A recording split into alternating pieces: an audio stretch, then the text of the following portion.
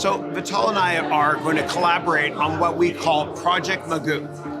And Magoo is the name of the village that he's from originally. And what we're going to do is we're going to leverage online education to provide scholarships and full access to all business and personal development courses by January 1st of 2021 to 100 students in his hometown. And Vital's story is so inspiring. He inspires me so much. Do you want to share your story? So the story is how I grew up in that village called Magoo. So it's a village with no access to electricity, no access to internet, no access to infrastructure. And I got a chance to go to study primary, secondary, and university. And so many kids in my age mate, they didn't get a chance to get that education. And so when we met Chris, because he's so much passionate about education, and so I was sharing with this my story with him, and he asked me one question like, if you would be given time, what would you do? What are you passionate about? So I shared that my passion is to give back to that village specifically, because I know that they don't have access to that high quality education. And so that's how the idea came, like, okay, giving back to that village through education. And so, yeah, that's the background. And so I grew up in that village and went to university and made it to university, to master's degree in Germany. And I have just a heart to give back to that. Together, we believe that every problem in the world can be solved with a combination of education and technology. And we're going to make it happen together. And we're going to create a blueprint, a business plan, so to speak, based on Project Magoo, so that anybody in the world can apply what we've learned to provide online education to every student in the world. Even in those villages like mine.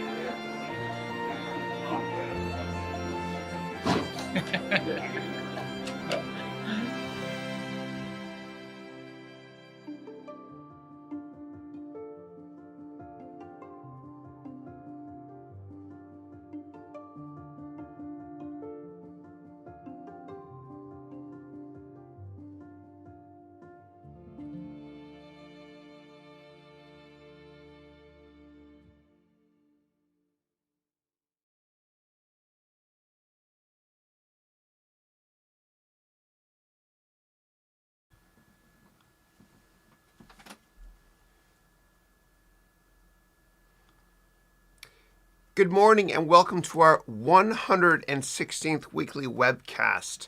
Before we get started, I want to congratulate the class of 2020 for my platinum and gold students, the MBA degree program. We're getting ready to celebrate graduation coming up actually this Saturday, so I'm just getting all the props and everything ready now. And if you're interested in learning more about the MBA degree program, we start on December 14th, meaning the next class, the class going from 2020 until 2021.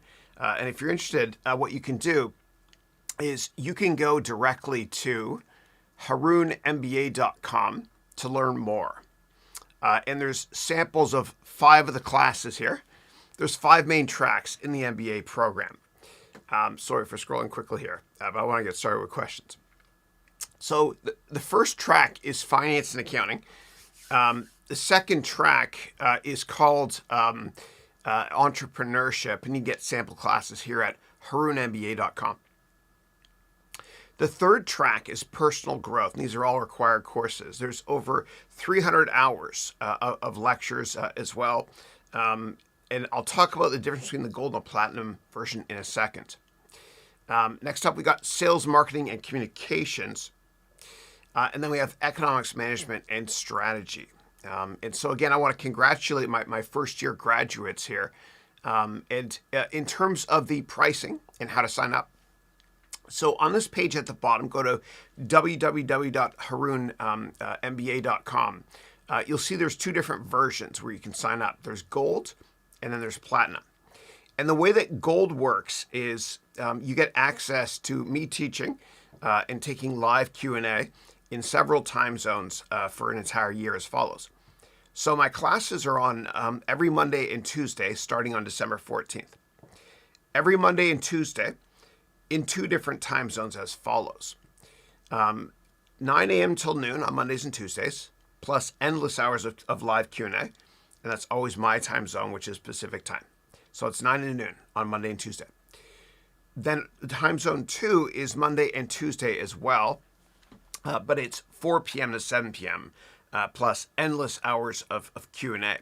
And for my first year platinum and gold MBA degree students, I never stopped the Q&A ever until there were no more questions. Yeah, and you know how dedicated I am to my students. And so in the 300 plus hours, plus several hundred hours of Q&A as well, I forgot to mention, you'll learn all about all these topics here and every major topic in business school that you should learn, because most MBA schools don't teach you the most important skill sets to be successful in business, such as how to sell, how to interview, how to raise money, how to manage your own money, not just other people's money, as well as how to write a business plan and start a company right away. Ask people that graduated from business school. They don't know how to start a company. It's amazing. It's amazing. Okay, cool. So, and the difference between the gold version and the platinum version is in the platinum version here, you actually get access to 3 hours of one-on-one meetings with me, either in person or using Zoom, and we can spread them out over the entire year. And I actually personally write your entire LinkedIn profile with you live. No one on my staff does that. It's just me, because I want to humbly help if I possibly can. Now, there's a 30-day, 100% money-back guarantee, which is something you don't see in traditional business schools, of course. In fact, the cost of my MBA degree program is the same cost as literally just a couple hours of a traditional MBA degree program, plus you don't have to travel to take my program. And there's a lot of interaction with fellow students using Zoom as well. It's a lot of fun. We have a fantastic network. As I mentioned, there's a 30-day, 100% money-back guarantee. So you got nothing to lose and everything to gain. And my reputation's on the line. And I'm going to walk through walls and help you. So you can click here to register. If you want to, the deadline date is tomorrow, actually. So December 4th, my marketing and sales team set it up as that. So yeah. And if you have questions about that, please ask me today. I'm here for you. I can't wait to celebrate graduation with my first year students. In terms of grading, I get this question a lot. So when it comes to grading, I don't believe in summa cum laude or magna cum laude. I believe in teamwork as such. It's pass or fail. And there's 100 quizzes for the 100 or so classes. And after each class, you take a couple minutes max and you write a quiz. And all you have to do is get over 50% on half of the quizzes to pass. And I set it up that way as well because I know that not everybody is interested in learning the exact same topics. And so it's kind of like a menu system. You can take the lessons that are of interest to you. And again, all you need is to get over 50% on half of the quizzes. And so if you have additional questions on all this, please let me know, and thank you as always. All right, I gotta adjust my chair. Give me 1 second. Sorry. There we go. My chair's on top of my treadmill, and so what I do is when I'm writing lectures, the whole table here comes up. It's like a Michael Bay production, the guy that made Transformers, yeah. And then what happens is I walk on my treadmill under here, and I get my 20,000 steps in or whatever it is every day because of that. Yeah. All right, cool. And I've got this light here as well that's shining on the degree. And the reason I put this stuff here, it's called cinefoil, which is like tinfoil. And they use this in the movie industry so you block the light so it doesn't get on my face. Yeah, so anyway. I am a nerd, though. I love my camera equipment and computers and my students more. All right, let's get started. The first question we've got here is from Casey. Casey, I hope you're doing well. Casey is saying, good morning, Chris. Hope you're well and having a great week. I am, thank you. The first question is, some questions on the Gold MBA degree program, please. Number one, please give me some examples of what will be covered in the first few classes during the live lessons on Mondays and Tuesdays. Yeah, so we kick it off with, let me show you the entire agenda, okay? And while I go get it, I'll answer the questions here. But what we do is we actually kick it off with a orientation class. Okay, that'll be on the 14th of December. And then after orientation is done, which lasts only an hour, then we jump right into personal growth. And I tell you how to accomplish twice as much every day that compared to what you currently accomplish. I've got a lot of great productivity hacks for you. And then what we do is we jump into a pretty in-depth goal-setting workshop, and then finance and accounting. And I teach you financial statements from scratch, all new content. You guys will love it. So let me actually go here and just get the curriculum so I can show you live. Hold on one second, please. All right. So I will go and view this as a new student. I don't want to share student information. That's why it's taking me a second to get this set up here. Okay. Course as a career. Okay, good. So let me go back and share what I'm looking at with you. Okay. So the first few lessons, it's just a welcome message, yada, yada. And then how to boost your confidence in business. Then we talk about, let me just make this a little bit bigger for you. Then we jump right into sales, how to sell much better than the competition can. And then what we do is, because they don't teach you how to sell in business school, and I want to teach you how to sell better than anybody or your money back. Then what we do is we jump right into finance and accounting, okay? And then I teach you how to build a sales-focused culture. Okay, so what we do is we build upon sales, and then I talk about how to build financial statements, because the very top of an income statement is sales. And that's why a lot of people say, what is your top line growth? Which is what's your sales growth. The bottom line of the income statement is earnings. What's your bottom line growth? Earnings. So what I do is I discuss how CFOs and heads of sales quantify and forecast sales as well. And I teach you everything about business too, regardless of whether or not you want to work in finance at a big company or start your own company or even a charity. And then after that, we move into entrepreneurship. And then we study the best entrepreneurs in the world, including Elon Musk, Bill Gates, Oprah Winfrey, and many, many others, and what made them successful. Because in this MBA degree program, we only study stuff that's going to make you immediately successful and stuff you can apply right away. And we don't use any bogus theory that you can't apply in the real world. And you have access to all this forever as well, which is awesome. So if you want, you can do the degree within 1 year. Some of my students, my gold and platinum students, are not going to be graduating this Saturday. I'll never mention names of who did not graduate, but only because they want to take more than a year to complete the MBA degree program. And you've got access to it forever, and I will be updating it all the time with brand new content. I'll be interviewing the who's who of CEOs once quarantine is done, and I can go down to kick the tires on corporate headquarters here in Silicon Valley. Think of it like MTV Cribs. I want to do headquarter visits, interview CEOs and everything. Okay. Then we move on to economics management and strategy. And I talk about how do governments change interest rates? And what is the future of money? Why is cash a terrible investment? Again, there's a quiz after every class. It'll take you a couple minutes max. If you don't learn in class, and I failed as a teacher, I don't believe in homework. I believe in learning while you're watching classes and having fun too, edutainment. Then we talk about confidence and analyzing our weaknesses and much, much more. Okay, so let me go back here. And if anybody has additional questions, please let me know. And thank you as always. Okay, next, and then there's endless Q&A as well for both gold and platinum students. So it literally, classes never end every day until I've answered all questions. And yes, it has gone on a long time, similar to these record calls I've been holding here. Record call, our record was, I think it was Friday, October 29th. We went just over 12 hours, and I didn't get up once except after 10 hours, to take a quick break. All right.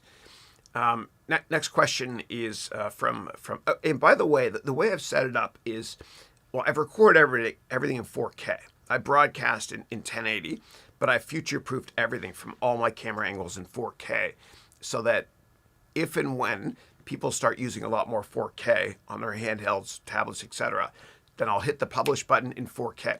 Now, you can take this MBA degree program on a tablet, a laptop, a television, a desktop computer, or even your iPhone or Android handset. I've designed it such that everybody can access it, and the font size is big enough when I show exhibits, etc., so that you can actually use it on an iPhone or Android handset. So you can take it from anywhere you want. And every class, I have 3 optional workbooks that are created in 3 different types of formats. And the contents of all 3 are the same. But I make it in Google Docs format, Microsoft Word format, as well as PDF format, so that regardless of what product you use, you can download those workbooks. And there's one for all 110 classes, or how many classes I have. Just so you can take notes and just do optional questions in there as well. Yeah. Okay. Next up, Casey is saying, will the class on Monday morning be repeated on Monday afternoon? Yes. So there's 2 different time zones. So there's time zone 1, which is Monday and Tuesdays from 9 till noon my time, plus Q&A. Then time zone 2 is on Monday and Tuesday as well, but it's from 4 until 7 p.m. my time, plus endless Q&A. And I repeat the same thing in time zone 2, just in case you want to watch the lectures again, which a lot of people do, or if you have additional questions, or if that time zone doesn't work for you. And if you cannot make either time zone for whatever reason, that's cool. There's no attendance, but you can watch them online. You have access to them forever. Think of it kind of like Netflix. Yeah. But more entertaining. Yeah.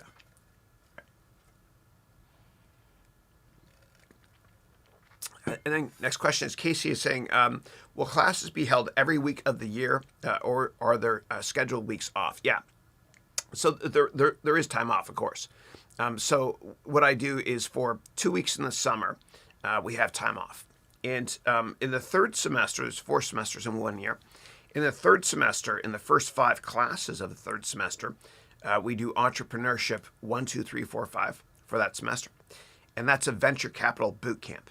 And I teach you based on a lot of my experience on how to start a company and how to get investors interested. And that boot camp, again, is 5 classes, which means it's 2.5 weeks or so. And then there's 2 weeks off after that, where I go on summer vacation to reconnect with Christina, my boys, my kids. And during those 2 weeks, if you want, it's all optional, you can write your thorough business plan and be ready to present it to myself and your fellow classmates if you want to, by the time I come back from that 2-week vacation. There's also a bit of time off for Christmas and New Year's. And then there's another week off around Easter or so. And I'll send out the final agenda soon to everybody, the itinerary that's already registered. Again, if you want to register and you haven't already done so, the last day is tomorrow. And you can go to www.harounmba.com. Now, the 30-day money-back guarantee lasts for 30 days after we start. So if you buy the course today or tomorrow, you get your money back all the way up through January 14th. Okay, we start December 14th. And so you got nothing to lose and everything to gain. And I think you'll thoroughly enjoy it, or your money back. Okay. And if you want, what you can do is you can go to my website to see references or write-ups from existing students, or you can find other people on LinkedIn that have taken the platinum and gold version and ask them for negative and positive feedback too. So if you go here to my website, right here, Haroun Ventures, and you can click here for open house, by the way. This was that 12-hour session I talked about where I give you a sample class. And then you can sign up here if you're curious. But if you go here to online MBA degree programs, if you go to student testimonials, right here, you can read up what I have students from all over the world saying, and link to their LinkedIn profiles as well, In my first year class, we had students from 41 different countries, and we had a lot of fun. So you can click on any of these links. We have many countries represented, 41. Okay. And if you have additional questions, you can go to pricing and FAQ here, or just ask me here today, please. Thanks. Okay. Next question is from Michael, who's saying, hello, Chris. Good morning. It's nice to see you again on this weekly webcast. Michael, I hope you're doing well, buddy. And then Michael is saying, what do you think about the doctors in the future who studied during this time of pandemic? Will they lack practice? Wow, what a great question. Wow. Yeah, because I know my dad's a doctor, so is my brother. They're radiologists, which means they fix radios.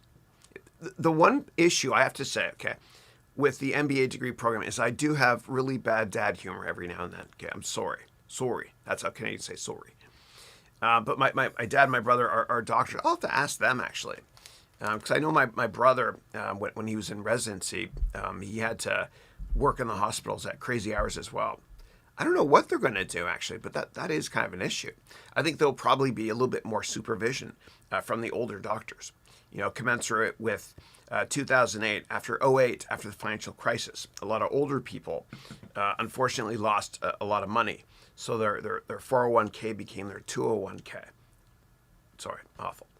And so what happened was a lot of older people that were supposed to retire ended up not retiring. And so that's probably what's going to happen now is a lot of older doctors, God bless them, they're my heroes, are probably not going to retire for an additional couple of years. And they'll kind of help the incoming crop of new residents, etc. Great question, though. Thank you. Yeah. Okay. Next question is from Michael, who's saying, should I work first and gain experience before taking a master's degree? Or should I jump straight into it and take it after doing my undergraduate degree? Yeah, you have to ask yourself, kind of like with any job or new career, instead of how do I get that new job or new career, why do I want it? And so with the master's degree, you got to ask yourself, is this going to help you accomplish much, much more, much faster? And so what I often tell my students that are considering doing traditional MBAs is I tell them to do 1,000 informational meetings. This is going to sound out there, but I'll quantify it in a second. I tell them to do 1,000 informational meetings. And if they do 1,000 informational meetings and they still can't change careers, then yeah, maybe go and get an MBA from a traditional university. Why 1,000? That's out there, Chris. Because think of every meeting that you take or every networking meeting as costing you $100. 1,000 times 100 is 100,000. And that's the cost of a traditional MBA, which is insanely expensive. It's a ripoff. And so I think you should do an MBA at a traditional school or go and get a master's if you've done 1,000 networking meetings and you still can't get that job of your dreams.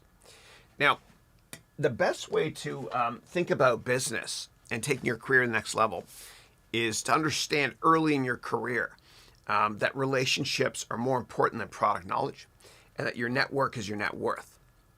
And so if you want, you can go to my website, harounventures.com, and download this free networking book of mine. It's a couple hundred pages, and I teach you how to network to get anything you want in life. And I've conducted so many informational meetings in my career, and I teach you the secrets of how to get those meetings in that book. More importantly, though, in the MBA degree program, I teach you in the first 6 weeks how to network better than anybody you know, so you can get any meeting you want with almost anybody, so that you can pitch yourself and your business model or add value in the informational meeting. I teach you how to do so you can get that job of your dreams. So the bottom line message is that the only reason to do a master's degree at a traditional university, which is very expensive, is if you do those 1,000 networking meetings and you still can't change careers. Okay, and you can also look at the LinkedIn profiles of people that you aspire to be like and see how they got there. There's a gap in between. How did they get there? So that one day you can turn your idols into your rivals. Next question is, what are your thoughts about Japan as a country to go to take a business master's degree? Do you think there are great benefits in learning Japanese if I work in my home country, which is Indonesia? Yeah. So I've done a lot of work in Japan back in the 90s when I first went to Goldman Sachs on Wall Street. I did Japanese equities, and I learned a ton about business by analyzing Japanese companies. And they were certainly the pioneers in many different areas, especially automotive, when it came to just-in-time manufacturing. The interesting thing is this. Michael Porter, who's a professor at Harvard Business School, he wrote this book in 2001 called Can Japan Compete? And it's fascinating because what he did was he analyzed the Japanese economy after World War II. And of course, the economy was not in great shape at all. It's tragic. But what he did was he analyzed which sectors were the most prosperous. And so after World War II, the Japanese government, this is fascinating, gave every sector of the Japanese economy, every sector, a lot of money to rebuild, except for two sectors that did not get a penny from the Japanese government. And those two sectors are automotive and consumer electronics. And those are the two most successful verticals for a lot of wonderful Japanese companies. And so I believe in capitalism. I believe in a free market society. And there's a lot of lessons to learn from that book from Michael Porter. Again, it's called Can Japan Compete? And of course, they can compete. And we will be doing a massive case study on Nintendo in class as well, which you guys will love. It's going to be fun. Yeah.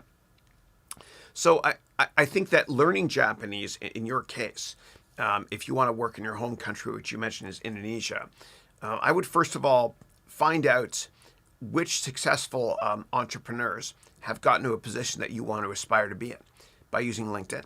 So look at people in Indonesia that have very senior levels in business or government or entrepreneurs, and look at their profile to see if they've learned Japanese, because that's kind of a gap analysis, where you are now and where they are, and how do you fill that gap. If learning Japanese is something that you need to do to be successful, and I'm not really sure if you do in Indonesia, then do so. Now, I learned Japanese when I was at Columbia University. I took Berlitz courses at night, and it didn't work. It's so hard to do it quickly.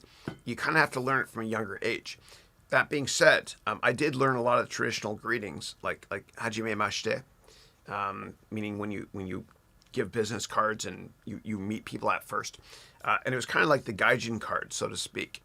When I met with Japanese executives, they knew I didn't know the language, but I think they respected the fact that from a cross-cultural difference perspective, I made that effort.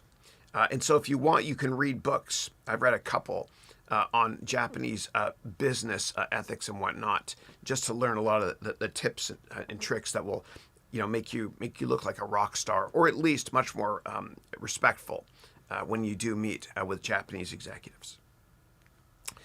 All right, next question is from Power Capital Solutions. Chris, I just finished your networking book, thank you, and found it extremely valuable. Excellent, thanks. My question is, why would you recommend sending an Inmail versus a connection request with a brief message instead? Yeah. So I don't believe in just sending LinkedIn connection requests with a message, because a lot of times people don't read them. They just click accept, accept, accept, accept. Or if they don't accept it and there's a message embedded there that you wrote, they will not see that message in their LinkedIn inbox. So I always recommend connecting first and then writing an Inmail after that. It works, I promise you. Okay. Ioannis is, and my intern actually, when I worked in venture capital, his name was Ioannis as well. And he came from Greece. He was at Berkeley. Great guy. And he called up and he said, Chris, I'll work for free. And so we brought him on board. Really good dude. And he's now very successful. I've helped him out. He's working at Google. Good guy. Good guy. So Ioannis is saying about forecasting taxes. What are the 10K and 10Q? So the 10K is the annual report. The 10Q is the quarterly reports. When it comes to other sources, you mentioned IR, you're correct. You can go to investor relations for any company. Now, don't ever forecast taxes, please.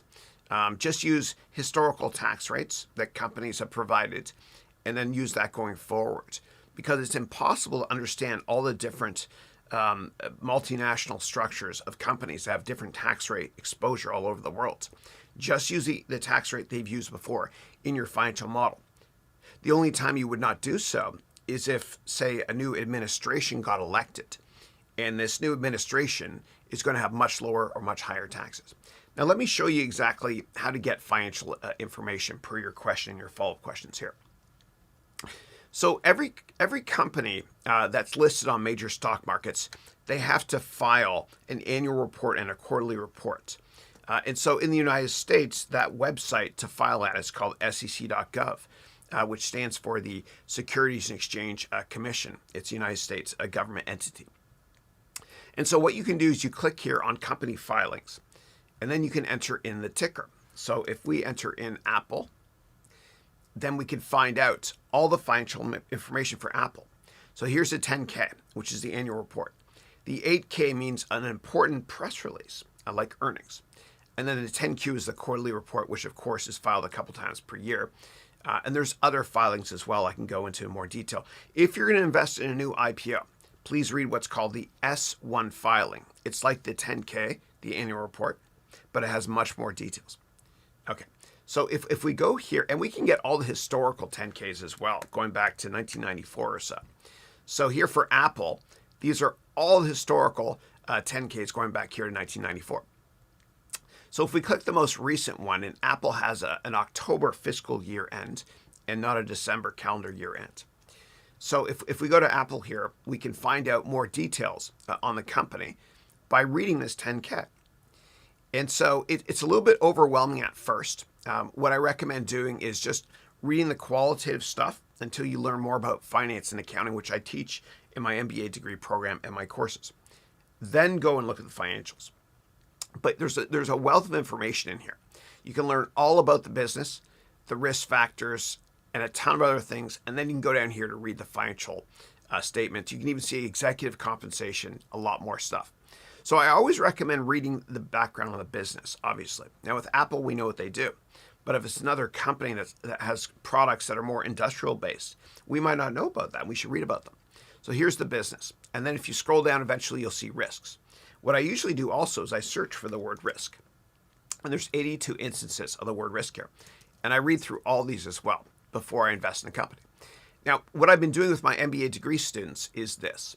This might be tough for you to read, but I've created a 100-step dashboard on how to analyze any company in the world. Okay, and we start off with qualitative. I made this in Excel. I had a lot of fun doing it. We start off with qualitative research, which is tabs 11 to 40. Then we do quantitative research, like the total addressable market, et cetera.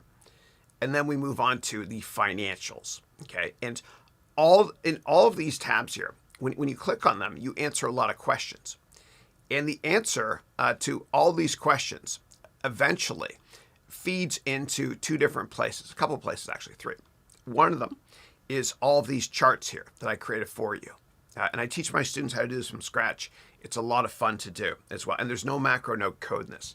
I always do things the easy and fun way. And so we look at, this is all live data with dummy data for 10 companies too. I'll show you in a second. We look at market share, geographic exposure, sector exposure, as well as the heat maps. Pretty cool. The top 10 shareholders we analyze as well. The total addressable market and the growth. The percent of revenue for each product or service. We do this in the fourth semester of the MBA degree program after I've taught you the basics of finance, accounting, and all major aspects of business.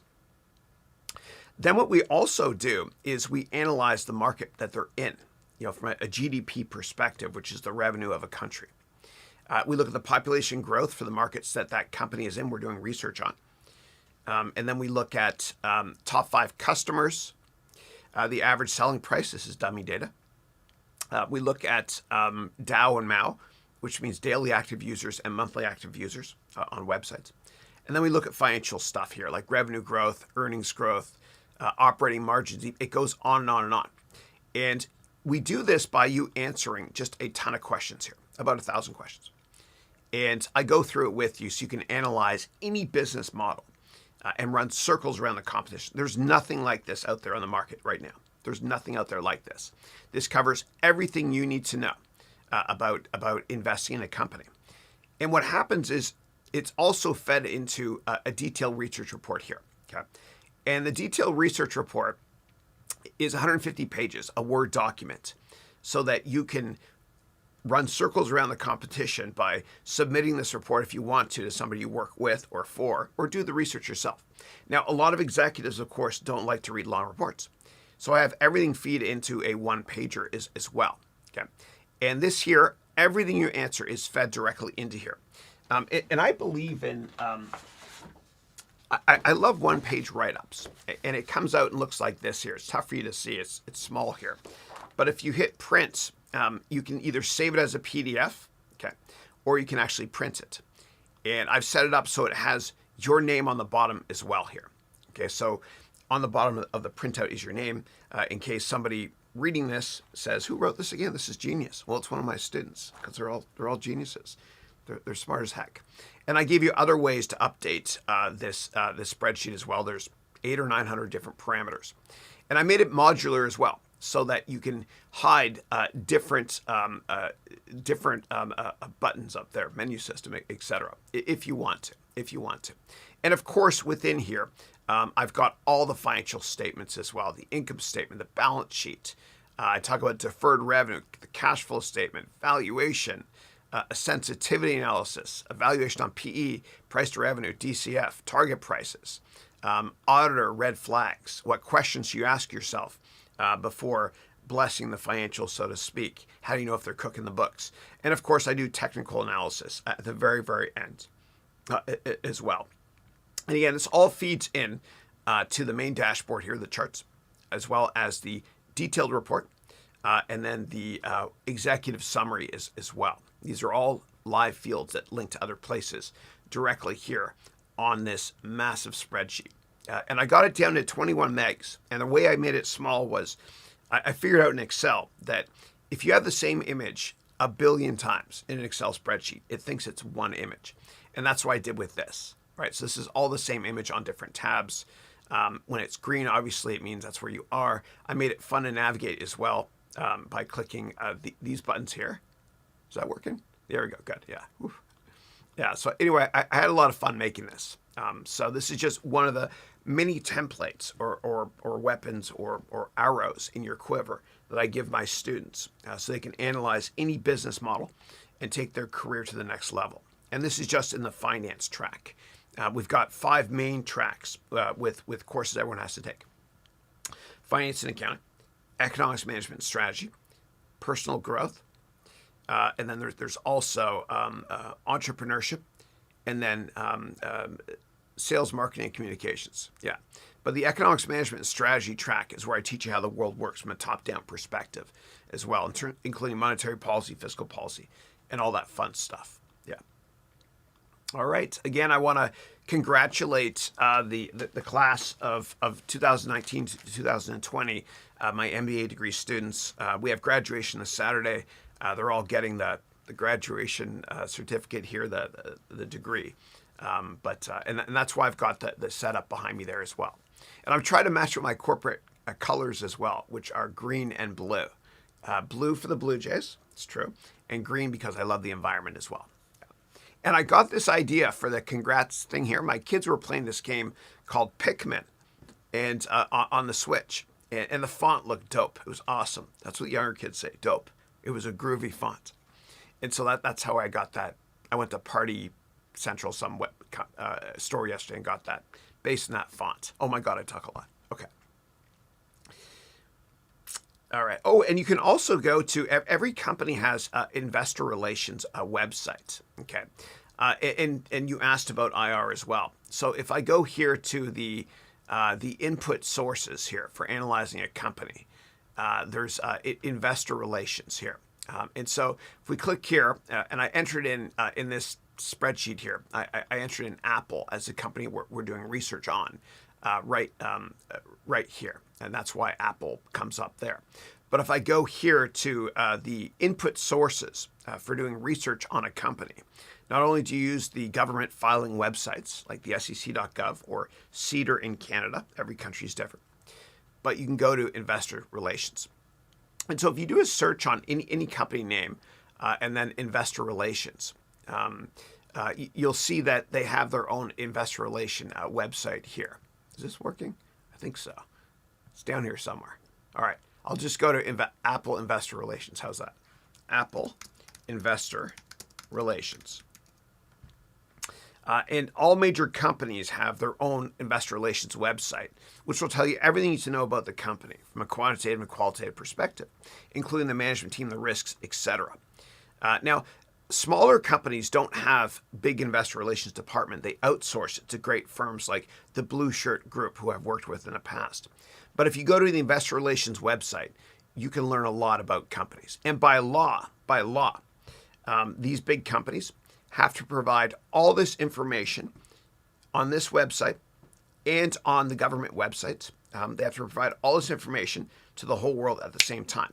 It's something called Regulation FD, which Eliot Spitzer, a senator from New York, created in 2002. He's no longer a senator. You can do a search on why. It's brutal. But Regulation FD, or fair disclosure, means that you and I have the exact same access to information that the big mutual funds and hedge funds do. No one's got an advantage over us.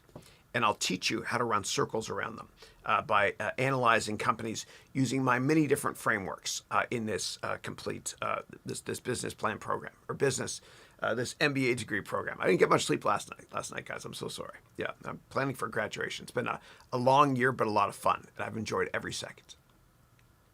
It's day one, not one day. Okay. All right, next up, Noman. And I had a client, actually, when I worked at Goldman. My client was, he worked at Manulife, a big insurance company, of course. His name was Noman Ali. Great guy. Noman is saying, hello, Chris. After a long time, are you going to update your networking book as LinkedIn updated a lot since then? What other books? Yeah. And so in my MBA degree program, I teach you everything based on the latest version or release of LinkedIn, everything from scratch. Yeah. And then you wrote, what other books or courses do you recommend for fresh graduates to get employed in this COVID year? Yeah. I recommend my MBA degree program. I promise you it will help you out tremendously to get the job of your dreams. And I'm so confident it'll be helpful that you get a 30-day, 100% money back guarantee. And that lasts 30 days after we start. So if you pay and sign up today or tomorrow, and tomorrow, December 4th, if you're watching the replay, December 4th is the last day to sign up.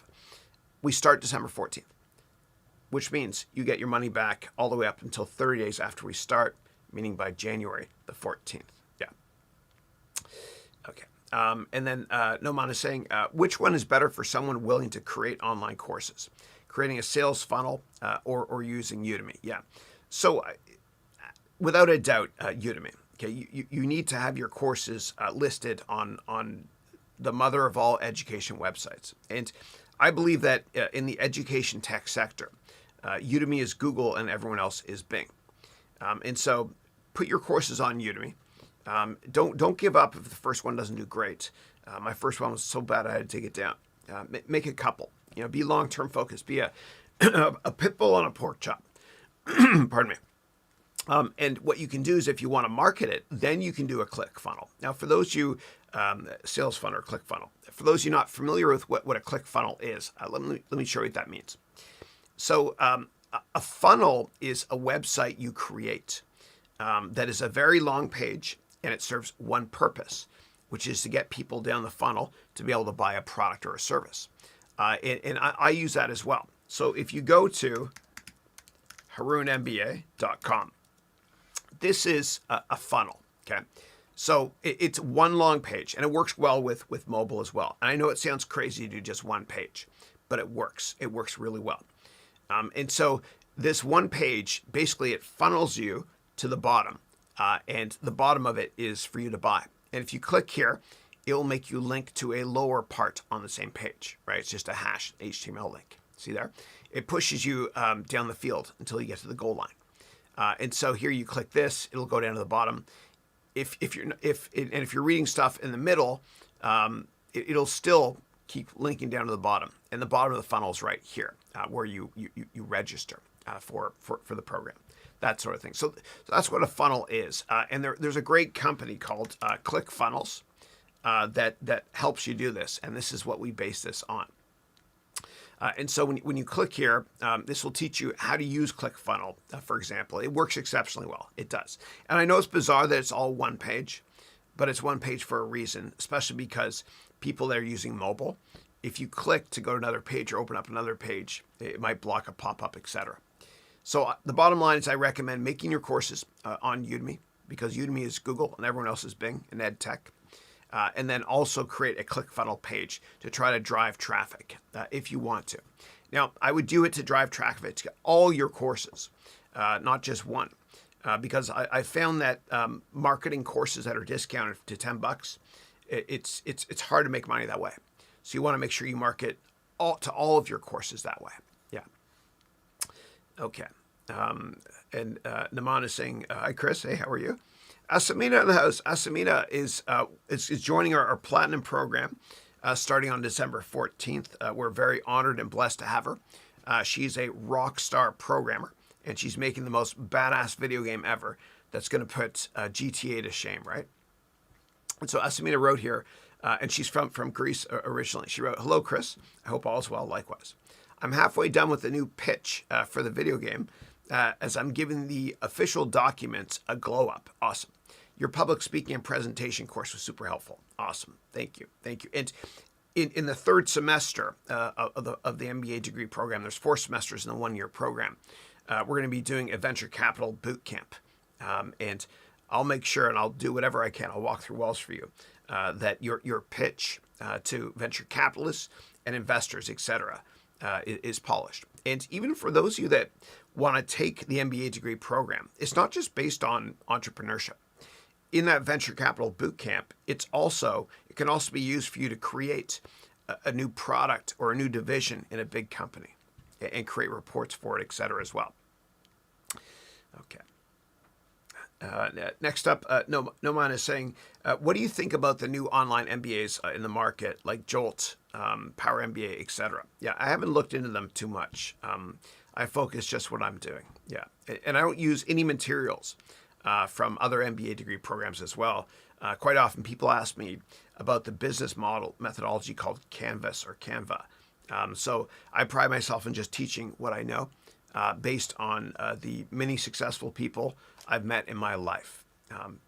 People much more successful than I'll ever be. And based on my work experience, working in venture capital, working at Goldman Sachs, working in the hedge fund industry at some of the best hedge funds in the world, starting my own hedge fund, starting my own charities, starting my own companies, sitting on boards, having worked in consulting, and having taught at night, and having done an MBA at a top business school as well. Okay, but I guarantee you, there's no other program that will give you one-on-one time like I give you.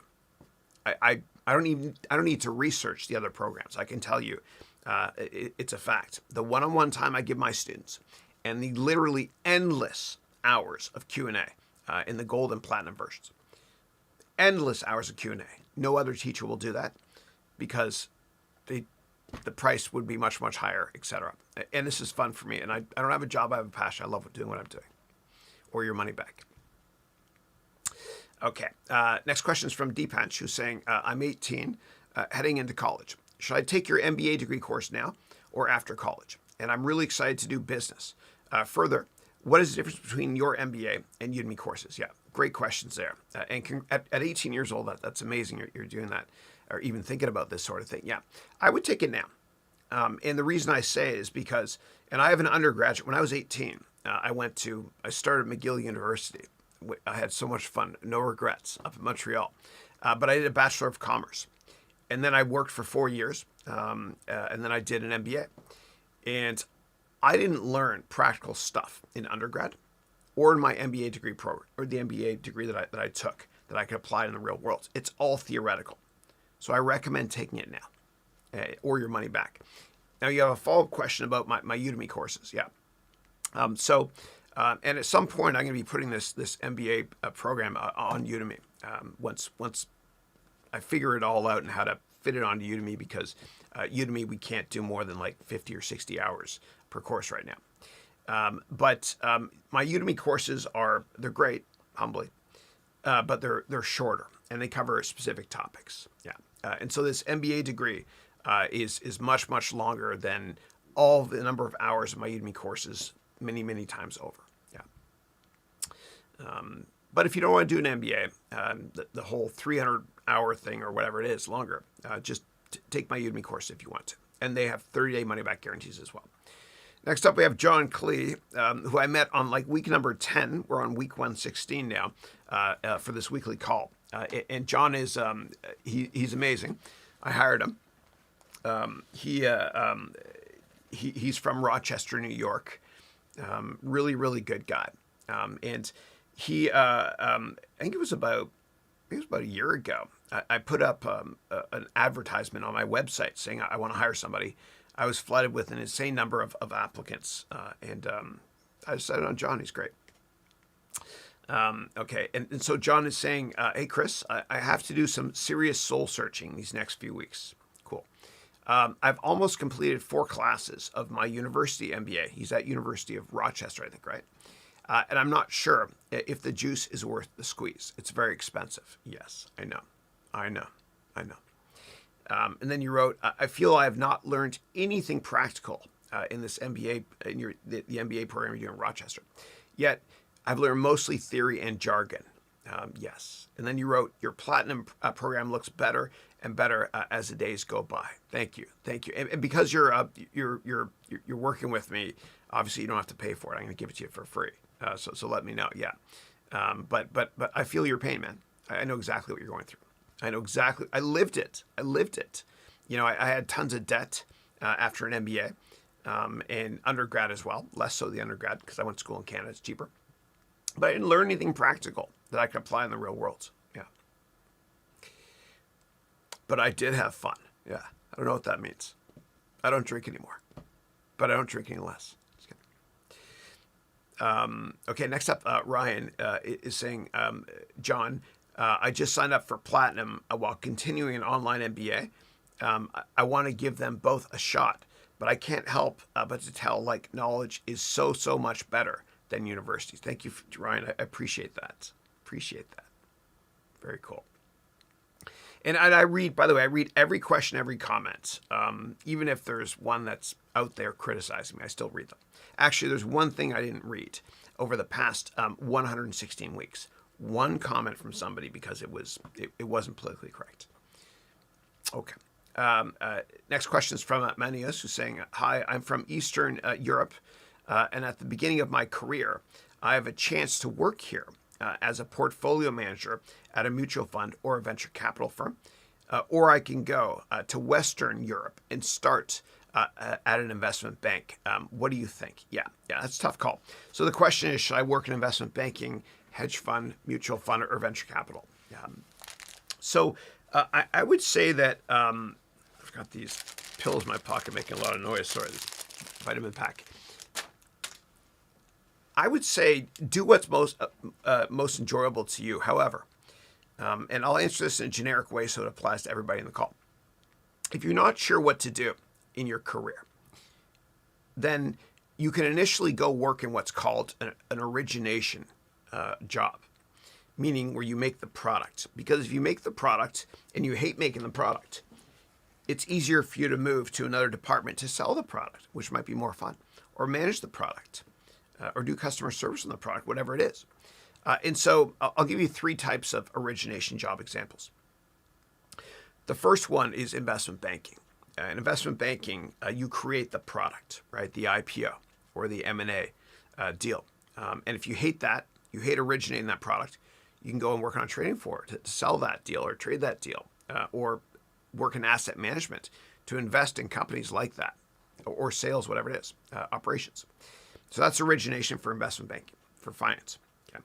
Now, origination, when it comes to more qualitative business topics, is consulting. So if you go work at a McKinsey or Accenture like I did, you kind of originate the corporate strategy. And if you hate that, well, because you understand how the corporate strategy works, you can go and work to sell that corporate strategy, manage it, do finance on it, whatever it is. The last example, the third and final example I'll give you is in technology.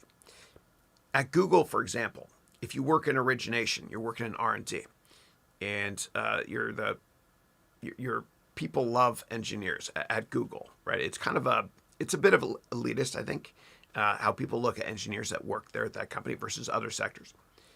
But if you work in R&D at Google, for example, making the product, and you don't like making the product, you don't like originating it, you can always move on to selling that product, managing people on that product, etc., or starting your own company that makes that product. So the bottom line message is, if you're not sure what to do, maybe an origination a job makes sense initially. In finance, it's investment banking, making the product. In general business, it's consulting, corporate strategy. And then in tech, it's engineering. But I would always just do what you enjoy most. Don't figure out what you want to do. Figure out why you want to do it. And you have to enjoy it, because I have a lot of friends that were investment bankers, sorry, that was an accident. And it was prestigious for some crazy reason.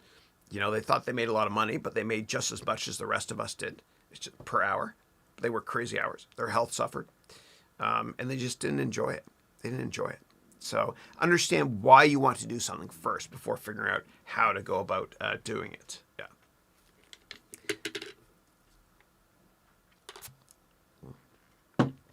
All right.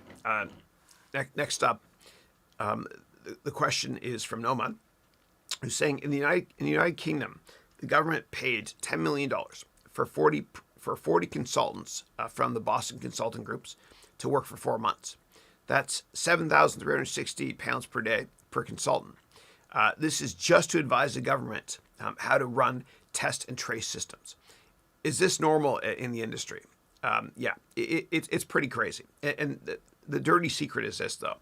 If you work at those consulting firms, and I worked at Accenture, I got rejected from BCG, but if I worked at Accenture, you get paid next to nothing. In fact, when I worked at Accenture, and times have changed a lot now, I made just under $10 after taxes per hour. When I first started out, I made $19,000 per year American when I lived in Ottawa back in 1994. People are getting paid a bit more now, obviously, because I'm an old man. But I was billed out at like $150 to $200 per hour, which is criminal. And it was frustrating. But I love that I was frustrated, because it channeled that frustration into, leaving to get another job and starting my own company. So that is normal, what they charge. I know it seems obscene. It's obscene. But there's only so many companies that can give amazing advice. BCG is one of them. They're great. A lot of very successful business people came out of BCG, and politicians, like Benjamin Netanyahu, for example, from Israel. He went to MIT, and then he went to Boston Consulting Group. And then he came back to fight in 1973, in the Yom Kippur War. Yeah, and now he's prime minister. But a lot of people that are very successful now started their careers in consulting. The same thing with McKinsey, which is much more prestigious than BCG and any other consulting firm. The who's who in government and politics, government and business. I was redundant. Government and business. They started out working, at McKinsey. It's a great place to start a career. It's expensive. And the issue is that McKinsey, and there's a book written about this called Dangerous Company years ago. You come in and you give advice, and then you leave. That's it. You don't implement it. You basically create a big book and say, here, take this, implement it or not. It's up to you. But they gave really, really bad advice to Enron. And Enron, the ticker was ENE. It was probably the biggest scam in history. It was an energy company that did a lot of unethical stuff in Texas that went belly up. And it was McKinsey that should have been partially to blame for that. They got off kind of scot-free.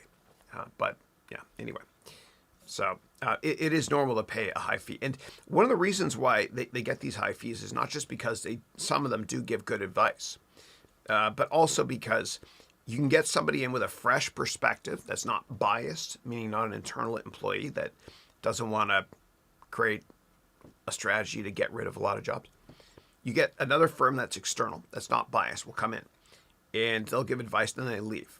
And this way you don't have to hire a lot more people and pay the benefits, etc. They're like consultants, part-timers, temps. Okay. All right. And give me 1 second. And just for some people have been, I noticed here, it's cool, have been entering in internet addresses. But I want you to know that Google doesn't allow it, or YouTube, same company, doesn't allow it for some reason. So if you enter an internet address, if you want me to go to website, spell it out. So for CNN, instead of writing CNN.com, you do CNN space DOT and then space COM. All right. See. Next up, Noman is asking, if you were in your 20s, how would you plan your career? Yeah. So I would ignore everybody around me, and I would tell myself in hindsight, Chris, don't be so insecure.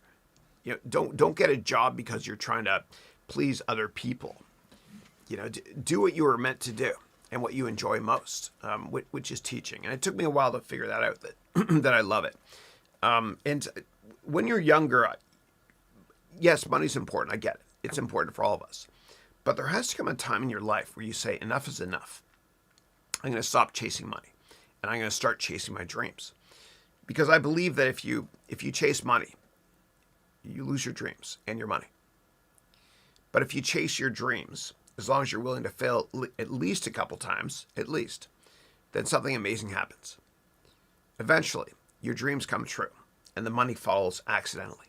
It always does. It always does. No matter what anybody tells you, okay, it always does. So chase your dreams, ignore the world. And I'm talking to myself in hindsight, to Chris in my 20s when I was insecure. Chase your dreams. Ignore everybody. Don't be a prisoner in your own mind of somebody else by trying to please other people. Do what you want to do. Make your mark. Help people. Give as much as you can, and good things will happen in the long run. It always happens that way. And when I was in my 20s, I was pretty insecure. And I would have told myself this in hindsight. There's a chart that many of you have seen before. So the chart on the x-axis is your age. On the y-axis is give a damn. When you're younger, like my three boys, you're down here. You don't give a damn what people think. When you're older people don't have confidence problems. The problem is when you're here in your 20s and 30s. Okay, when you're right here, and sometimes older, you care what people think. And I call this the triangle of despair, and you've got to avoid this at all costs. You need to live your life in your own terms and live at this level, like all the best entrepreneurs do. They don't give a damn what people think of them. Oprah Winfrey, she's always lived at this level. I'm not saying be rude or disingenuous, and she's certainly not. But Oprah Winfrey lived at this level. She didn't give a damn that many executives in the media industry said you'll never make it. She didn't care. Elon Musk has always lived at this level as well. It's not about money. It's about making a difference and being long-term focused and serving others.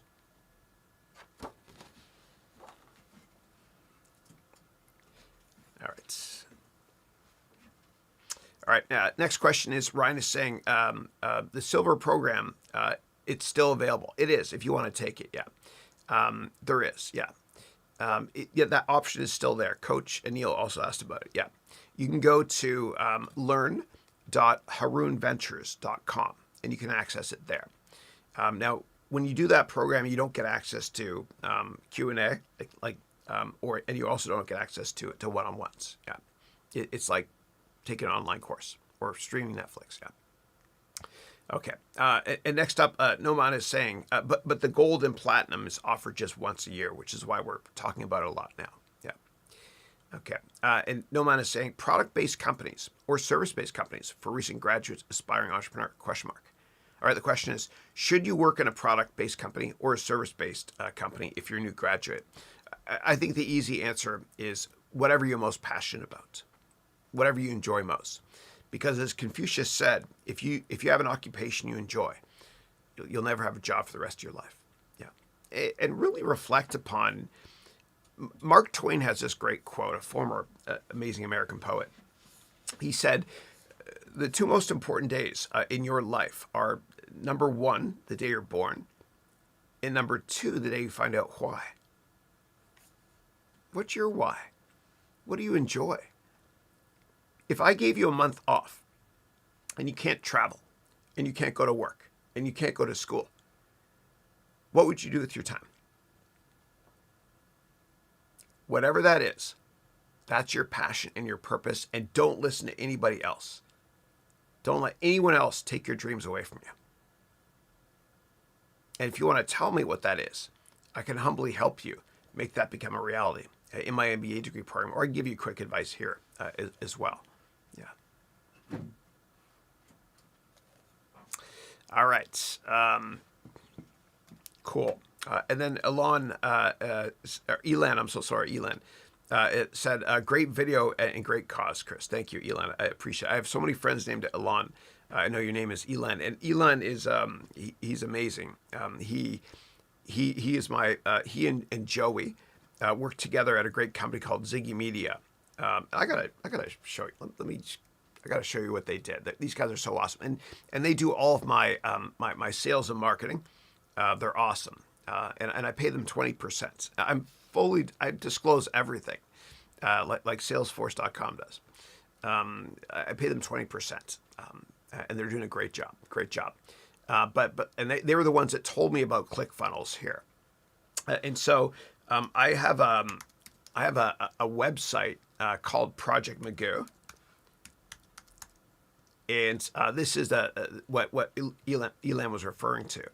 And you can go to donate here, and then Elan and Joey from their company Ziggy Media, which is my marketing and sales department, they donated this, and thank you so much from the bottom of my heart, guys. I love you so much. Thank you. And their company, if you guys want to learn more about marketing and how to create a kick-ass advertising marketing internet company, these guys have taught me a lot.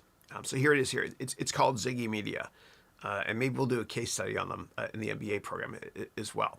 Yeah. So anyway, the who's who have hired them. This is one of Peter Thiel's companies called AdRoll. And you know when you get targeted ads, like you go to a website and you're like, oh my God, how do they know I want to buy that product? Well, that's from Peter Thiel's company, AdRoll, as well. Salesforce, the who's who you consults them. They're great. So thank you, Elan. God bless you, man. Okay. And next up, I've got Manas, who's one of my great students in India, who's already published a book at a very young age using my book template. And he's created a couple of Udemy courses too.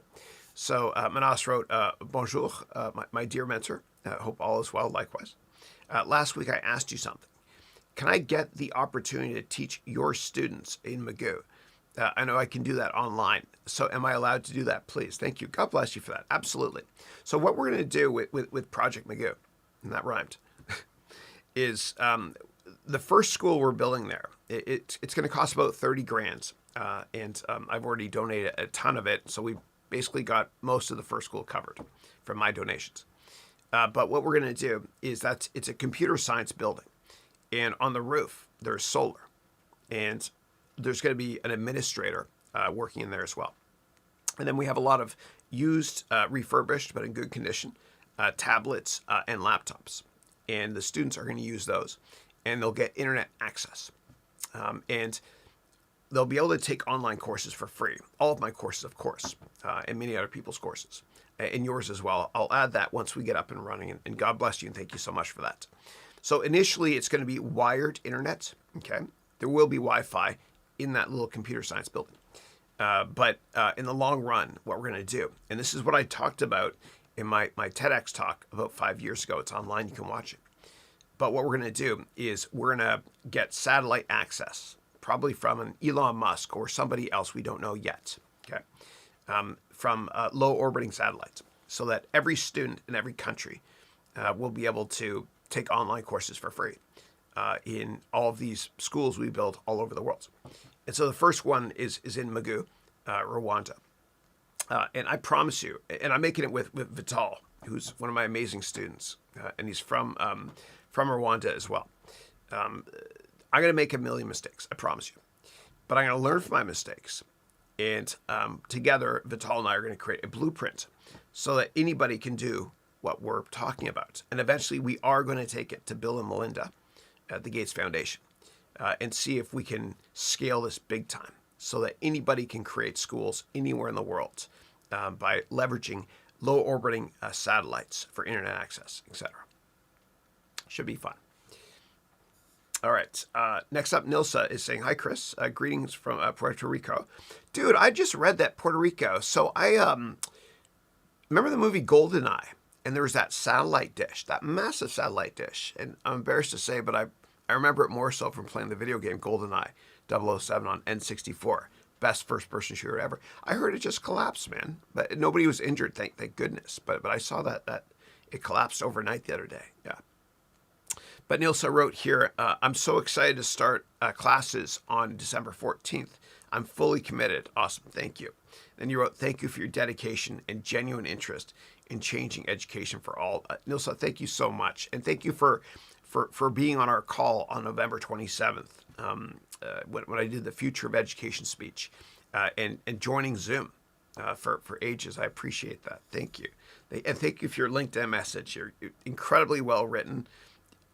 I could tell that you've been professionally trained because each sentence you sent me in that LinkedIn message had three, or each paragraph had 3 sentences. That's how my editor, Inc. magazine, taught me how to write, etc. Very, very easy to read and brilliant. But I'm looking forward to working with you and partnering with you on the 14th of December. And 1 year from now, I'm looking forward to celebrating graduation with you as well, like I'm doing here with my students. And what we're going to do, Nilsa, is because of COVID, my first year students, we're not going to do an in-person graduation, but we will do an in-person graduation for your class at the end of 2021 here in the Bay Area.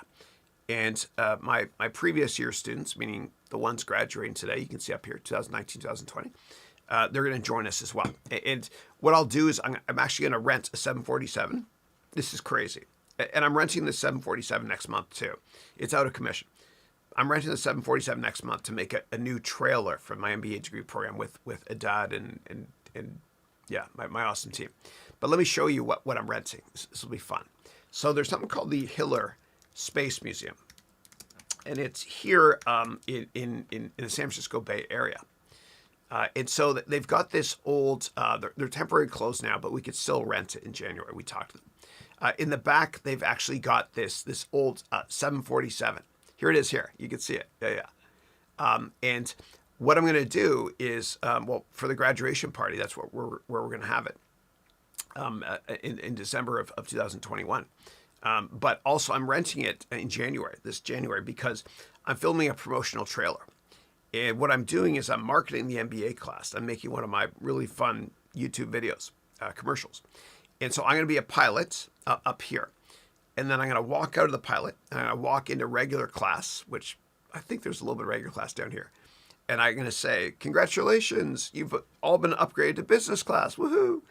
And then they're going to move up here to business class. Yeah, so it's going to be fun. But this here was a 747 that was taken out of circulation in the early 70s. Yeah. Cool. All right. All right. Next up, Naveed is saying, Chris, you have something good for goal setting directions. Yeah.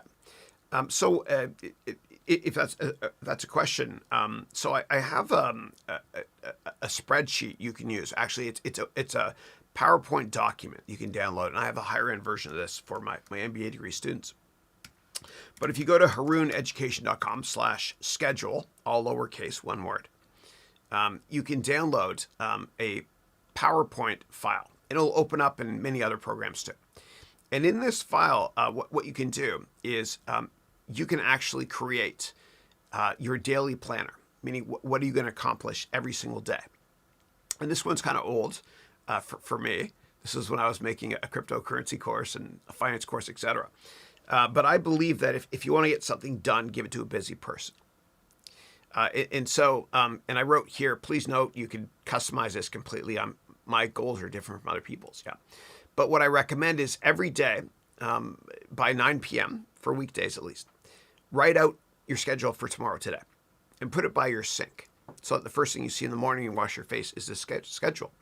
And schedule time, for family as well, of course. Exercise, you do have time. I promise you do. If you schedule each day, you do have time. And then also your to-dos and goals and all that stuff. And this one here is personal for me, but I'm fully transparent. So this here is I put God first. Family, diet, weights. What's my weight? And I was trying to get to 160 with 7% body fat at the time. I'm not doing that anymore. Did I get 7 or 8 hours sleep a night? Did I wash my face twice? Otherwise, it's a disaster. Did I plan out all my meals with antioxidants and stuff? Did I check my body fat level, whatever? Did I get 20,000 steps in, which means 10,000 steps? Did I not waste my time with email and internet all day? And did I put the customers first? And so at the end of each day, before you write tomorrow's schedule, you score yourself, okay? And it's very subjective. But you can take 10% off for each meeting you didn't go to or each violation, and more so for important stuff like the gym or family. And that's how you become much more, that's how you get much more stuff done every day. And let me show you what the pro version looks like for my MBA degree students. So it's back here.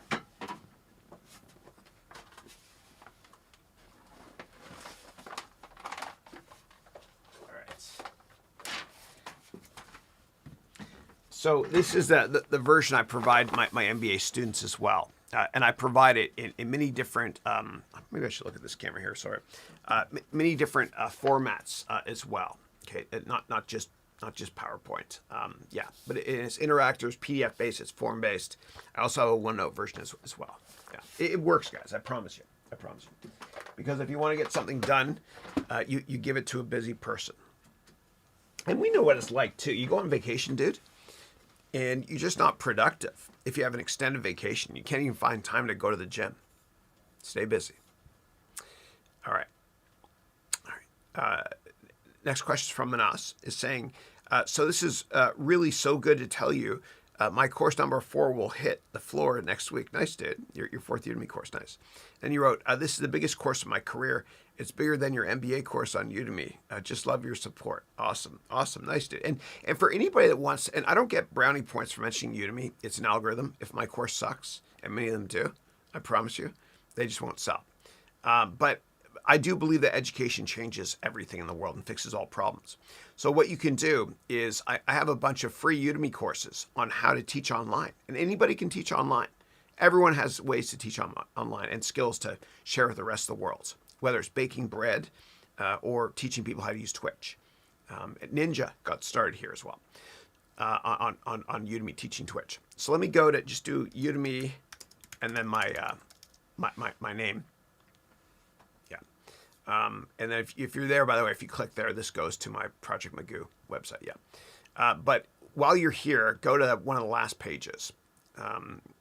And I have a course called 40 Tips on How to Make an Online Course. And this one is another one called Another 40 Tips on How to Make an Online Course. And it's based on 40 or 80 in total for the 2 courses. It's based on 80 mistakes I've made teaching online so that you can work smarter and not harder. And you don't have to buy any equipment, just use what you have, including your iPhone or Android handset. Take those courses, I explain how. They're free.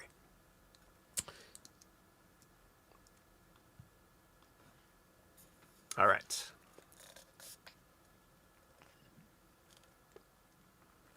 And Manas is saying, and by the way, guys, do you remember, this is brutal. A couple weeks ago, I spilled my coffee. It was a disaster.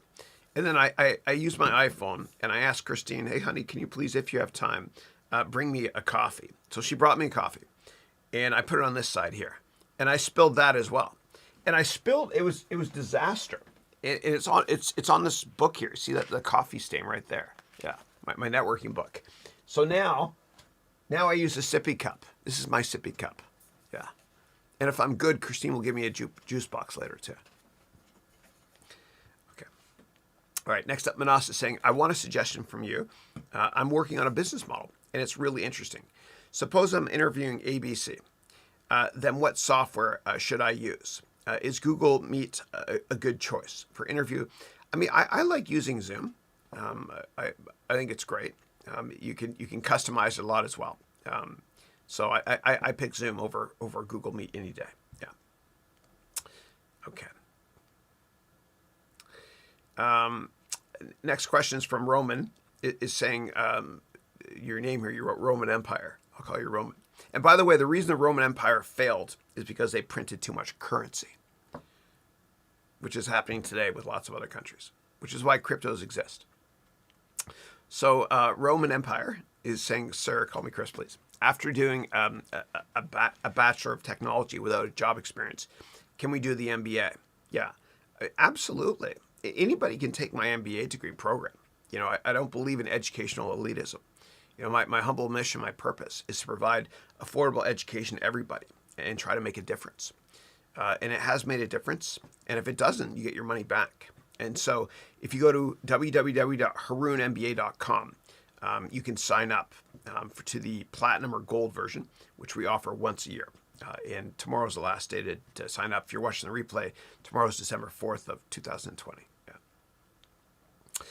Next up, Avi Pro. Avi Pro, how are you? Avi Pro is a pilot from Sweden, and he's a techie as well. And I know he's played Flight Simulator, the new one from Microsoft. And apparently, if you do it with VR, it's insanely great. So Avi Pro is saying, hey, Chris, I hope all is well with you and the family likewise. Regarding our quick chat last week about the 747 video, I did send you a message over LinkedIn. I hope you can find it and we can go from there. Oh, thank you. I actually didn't see it. So I'm going to go right. I get a ton of messages and my team helps me open a lot of them, but I don't get to all of them. I apologize. But I'm going to do it now. I'm going to go there with you right now, brother.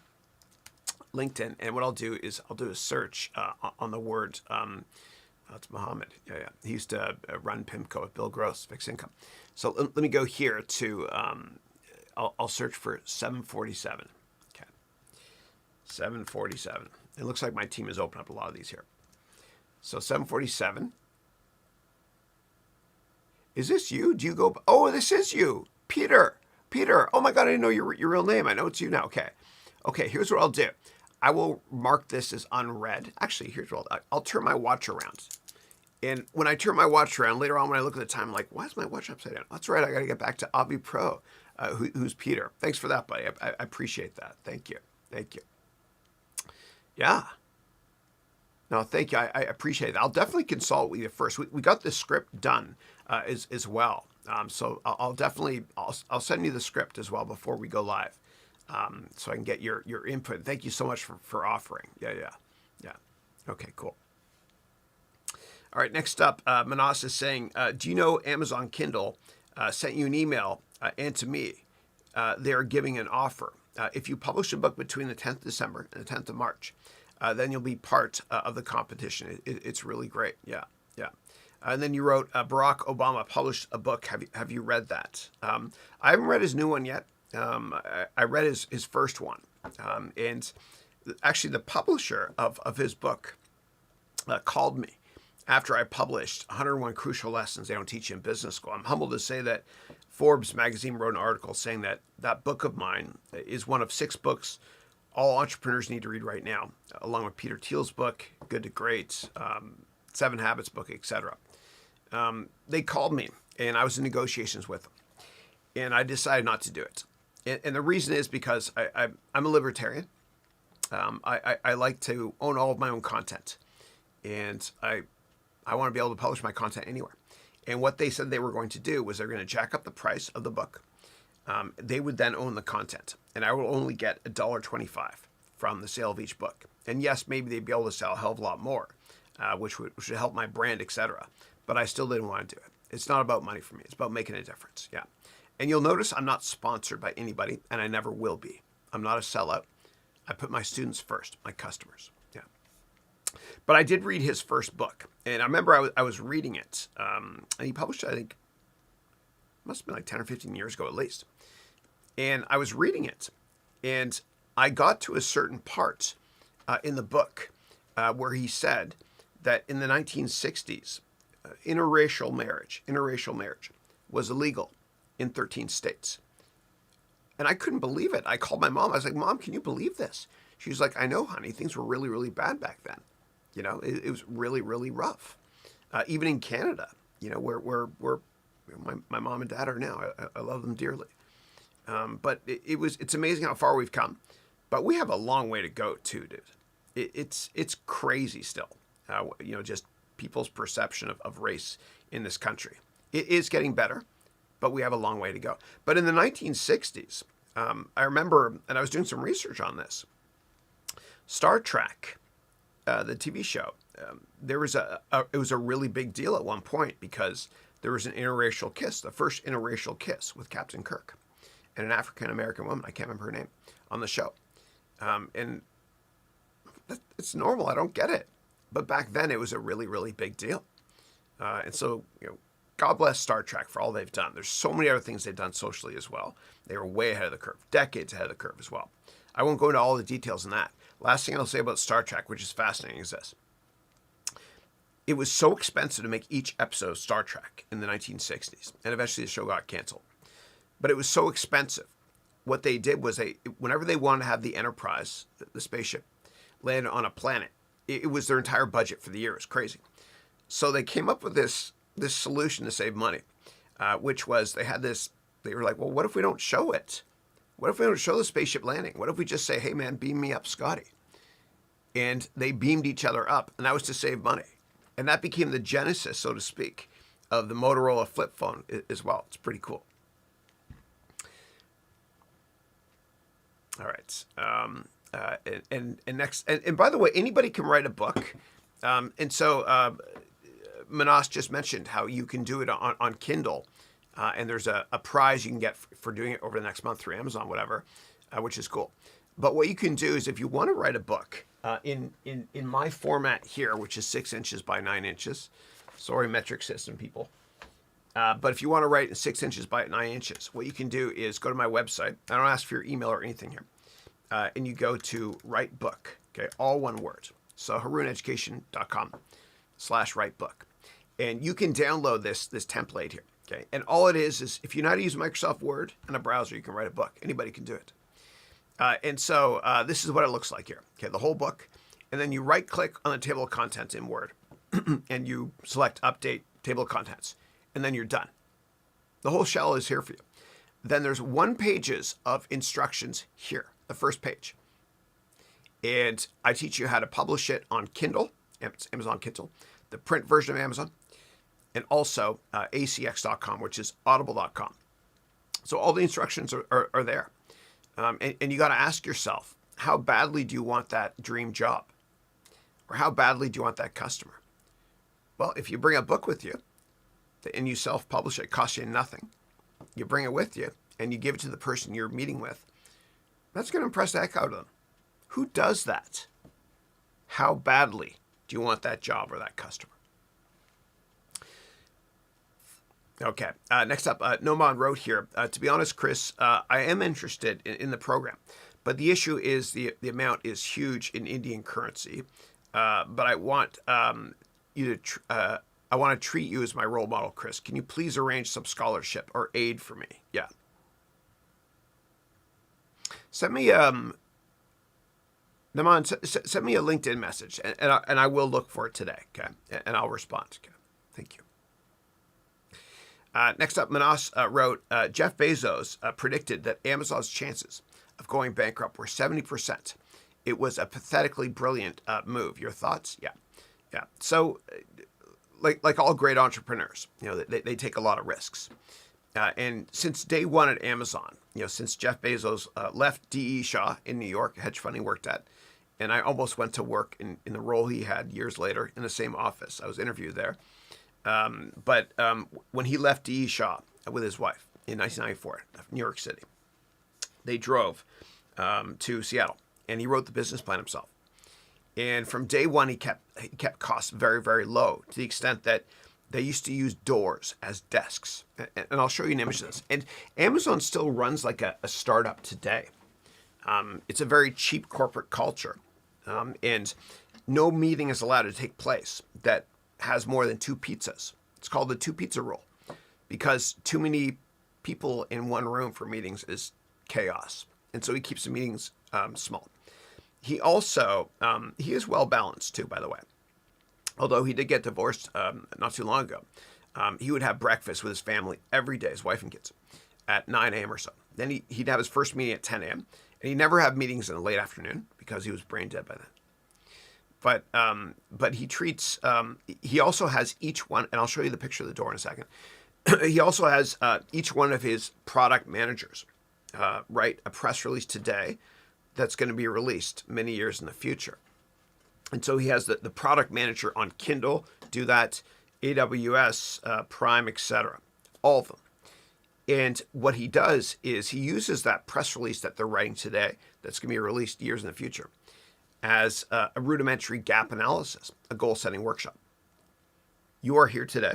Your press release states where you want to be. How do you fill that gap? Which is interesting. But there's always been a very, very cheap corporate culture there. And let me show you an example. This is fun. Jeff Bezos, office, doors, cheap, I guess. Google, you complete me. Yeah. So this is a desk right here. Okay. Here's the image. Yeah. A lot of people talk about this one here. Cheap, huh? Yeah. Yeah, it was a door, right? So really, really cheap corporate culture from day one. Yeah. He's an amazing person. Yeah. People used to say Kevin Spacey looks like him, and Kevin Spacey would play him in a movie, but Kevin Spacey's a schmuck, so he won't. All right. And then Gamar is saying, hey, Chris, hope you've been well, likewise. And I'm glad you got to download that book, and my team resolved it. Thank you for that. Yeah. I think what happened was it might have gone to your junk mailbox. Yeah. All right. Next question is from Manas, which is, what are 5 things that frustrate you? Yeah. Number 1 is bullying. I hate corporate bullies. I hate it. One data point doesn't make a trend, but if you bully twice, you should be gone immediately, because one bully can destroy the entire corporate culture of a firm. And so what I want to do right now, actually, is I want to show you a video I'm most proud of that I made. So YouTube, Chris Haroun, bully. And I vlog every single day, and I have since, I think it's been like, I'm on day 900 now or something like that, or close to it. And I will forever. So what I'm going to do is I'm going to play this for you right now. Okay, so give me 1 second. Okay.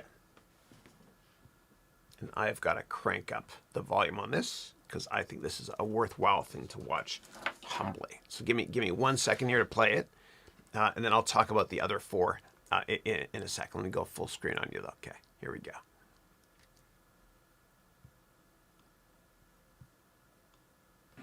If you bully people at work, meaning if you're a corporate bully, then I want you to keep watching this. Otherwise, don't watch the rest of this vlog. It's going to be out there today. But for you, the corporate bully, I want to thank you. I want to thank you for being such a jerk.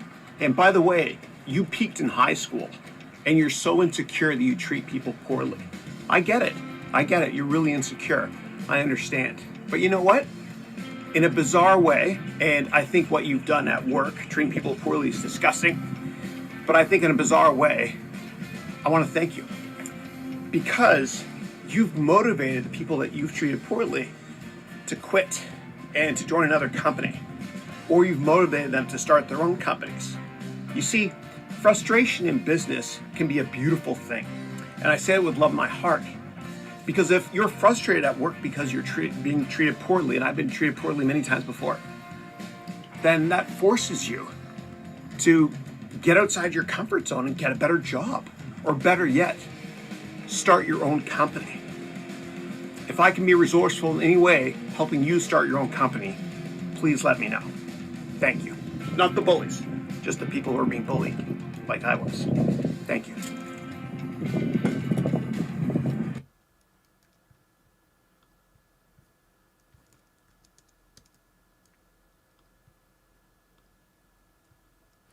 So that's the first one, the first of 5. Okay, things that frustrate you. Number 1 is corporate bullies. The second thing that frustrates me is when people lack confidence. And they lack confidence because of the fact they hang out with really negative people that bring them down. That frustrates me. You can change your environment. You can move. You're not a tree. And I used to be that way too. I used to hang out with people that I thought they were friends, but they would criticize me, or I don't know, something good would happen in my life, and they'd say, yeah, congratulations, whatever. they weren't sincere. And so when I was younger, it's 5 strikes, you're out. You're out. I'm Canadian. But now it's 1 or 2 strikes, you're out. You know, if somebody brings you down, cut them off. You'll be better for it. You'll be better for it. You know, you are a product of your environment. You set the soundtrack of your own life, so to speak. So cut people off that bring you down. There's no room for them in your life. And every entrepreneur that's changed the world, they've had a positive attitude. And you can't have a positive attitude if you're surrounded by people that bring you down. It's true. It's true. Rip that Band-Aid off. Get them out of your life. The third thing that really frustrates me is meetings.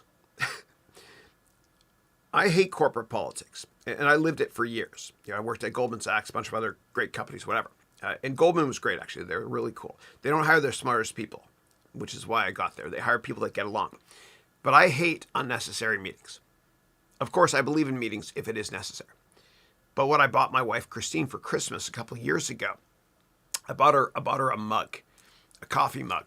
And on the coffee mug, it says, I just survived another meeting that could have been an email.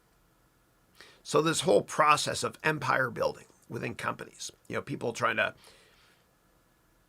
set up meetings so they can boss people around when there's nothing really to talk about. That frustrates me as well. It's inefficient and it's political. In terms of the next one, I hate it when people aren't themselves, like me. I remember when I was younger, I would laugh so hard until it hurt with my buddies. And then I started working, and it was like there was corporate lobotomy out there right now. But I wasn't myself, and I hated that. I hated that. And I would get into an elevator with a senior executive, like Bob Steele at Goldman Sachs. I'll never forget this one. And all of a sudden, the elevator closes. It's 50 floors. I was at One New York Plaza. I was on the 50th floor. And I was like, oh my God, what do I say? What top of the morning to you, sir. Nice weather today, isn't it? Right? And then after that elevator ride, I would question and think to myself, did I say something smart? Did I sound good? Did I speak good there? Was that good for my career?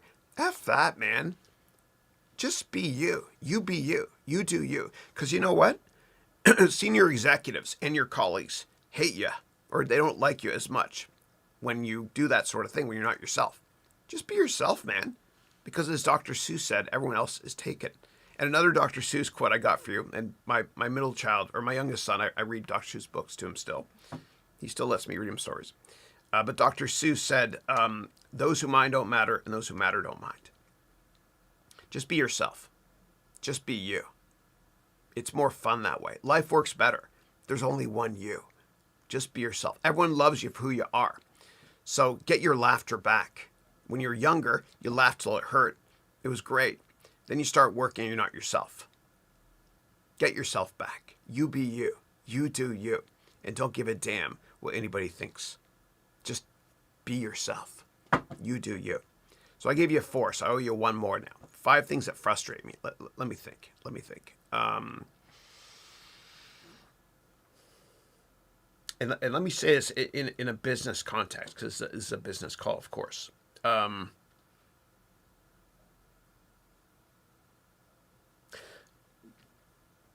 So I'll make this 2 parts. So my 3 boys, since the day they were born, I always say 2 sentences, and they fill in the blanks. So I've been saying to them since they were born, and it's like Maslow's dog or whatever, they or Pavlov's dog, sorry, they answer quickly. I say, you never, and they say, give up, right? And then I also say to them, you always finish what you start. So you never give up. You always finish what you start.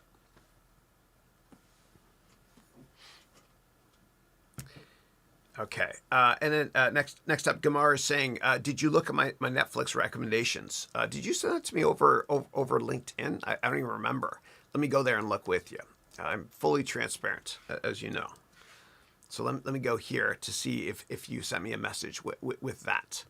So let's go here to LinkedIn, Gamar. Sent you an update. Oh, this is you. Okay, cool. LinkedIn, or you wrote Netflix shows. Let me see here. Are they in here? Yeah.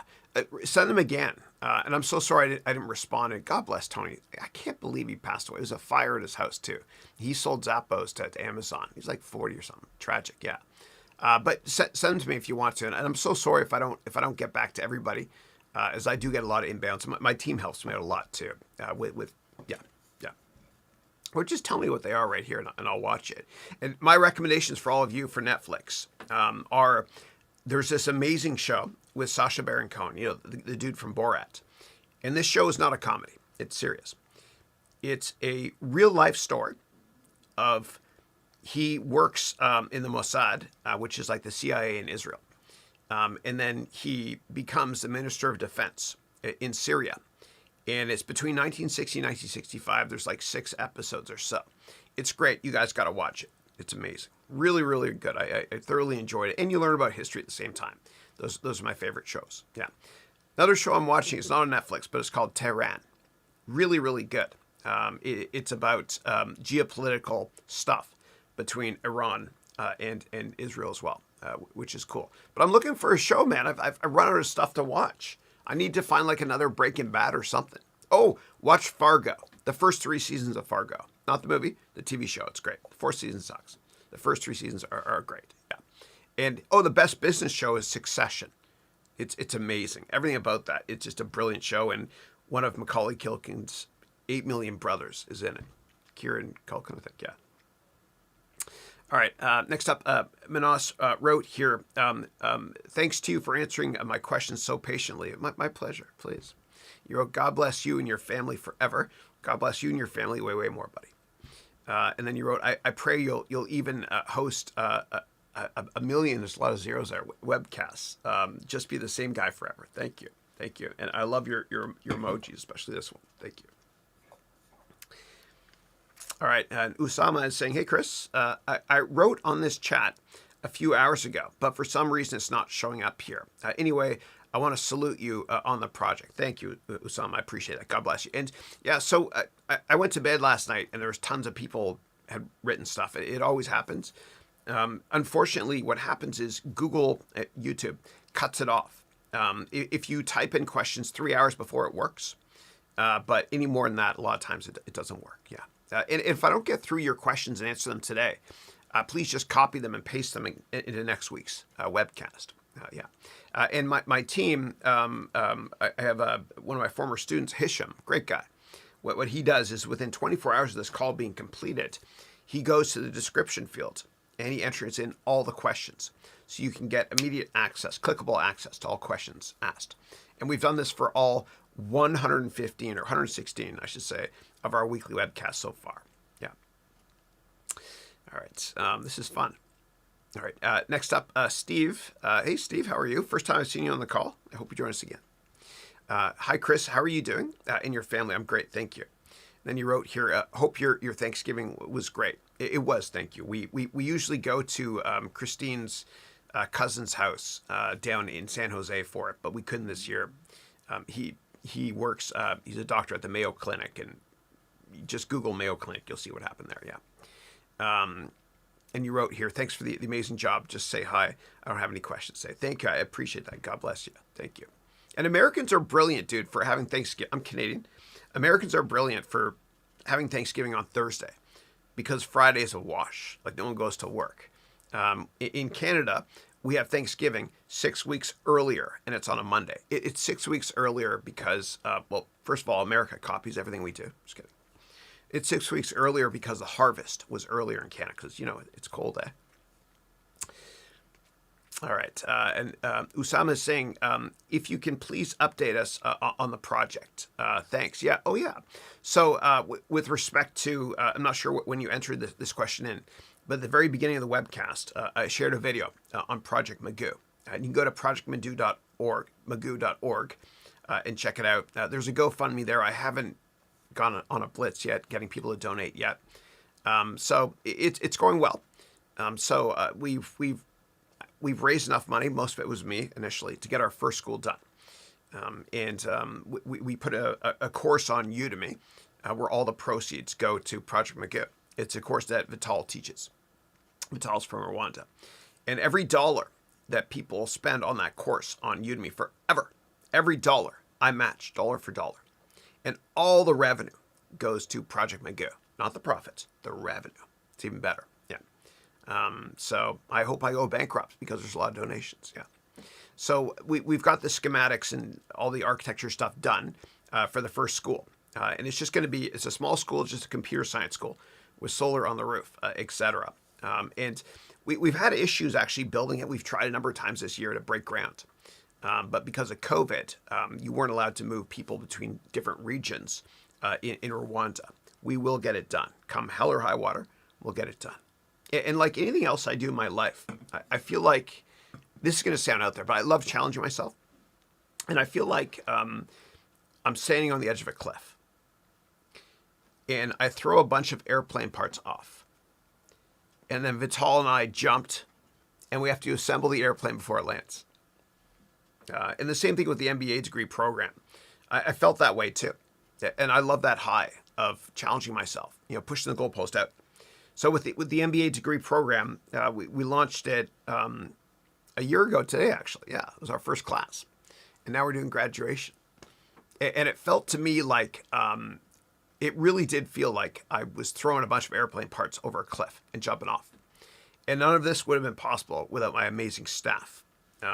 There's Matt Lacus, and Matt is now an equity partner. He owns part of the company. He's great. I've never done that before, but he's been amazing. He's my chief creative officer. He's great. I also have a bunch of other amazing people helping out. Doug is awesome up in Collingwood, Canada. And by the way, all my employees I mentioned don't live in the state of California. And Matt has lived in Iowa with his girlfriend. That's where heaven is, Iowa, if you've seen Field of Dreams, for months. It doesn't matter. It doesn't matter where you're located in this new digital paradigm we live in. I also have Hisham, who's one of my wonderful students when I used to teach business school and classes at universities. I've got my wonderful sales and marketing folks who I outsource to. I love to outsource stuff. At Ziggy Media, there's Elan, as well as Joey. And they have two other people working with them named Joe as well, and Cassandra. They're great. And I don't want to miss anyone here. God, it kills me doing it. Oh, Daniil, of course. My God. Daniil was my TA when I taught at university in MBA classes at university and undergrad. So he helps me out a lot as well. There's John, of course, who was one of my, I met him on this webcast on week 10. He does a great job as well, John Clee. And I remember his name because I remember John Cleese, because the first question he ever asked me on week number 10 or so was, who are your favorite Canadian comedians? So I think of John Cleese. His name is John Clee. He's great. I love him. Yeah. And then, of course, Christine, my wife, who helps out part-time as COO or CFO. And God, if I forgot anybody, I feel terrible. Oh my God, Adad as well, who makes a lot of my trailers whenever I go over to the Czech Republic. It's great trailers for my courses, which many of you have seen. He's great. Yeah. So, yeah, I love my team. They're great. They're amazing. And none of this would have been possible without them and without you, and you're the customer. Imagine that, a teacher treating a student who pays for a product like you're the customer. That's the way it should be. Because I humbly believe that a company is only as good as its customer service. It's been a fun year. Thanks. Surreal that it's happening, man. Surreal. Yeah. All right. And next up, Ali is asking, hey, Ali, is saying, hey, Chris, I'm currently in my final year of undergraduate as a student with a Bachelor of Business Management. I did a similar undergraduate degree called a Bachelor of Commerce at McGill 8 million years ago. And then you wrote here, could you suggest to me what kind of research topic is interesting to study in this age? Yeah. So I would, well, first of all, whatever job you look to get, it should be something you're incredibly passionate about. But I would say the more cutting edge stuff is something along the lines of business intelligence or artificial intelligence. And the way to find out if you're passionate about that and if that's a career you should look into is to, first of all, start with Excel. Open up Microsoft Excel. And I'll do it with you here. Okay. And play around with some of the data analytics stuff, right? So what I recommend doing is, and this is just one of the dashboards I created for my MBA students to analyze any company. So what I would do is I would start by playing around with pivot tables. And they always move it here. Insert pivot table right here. And if that's fun for you to slice and dice data and make charts and all that stuff, if you enjoy that, then I would say the next step up from that is to check out a product that Salesforce now owns called Tableau.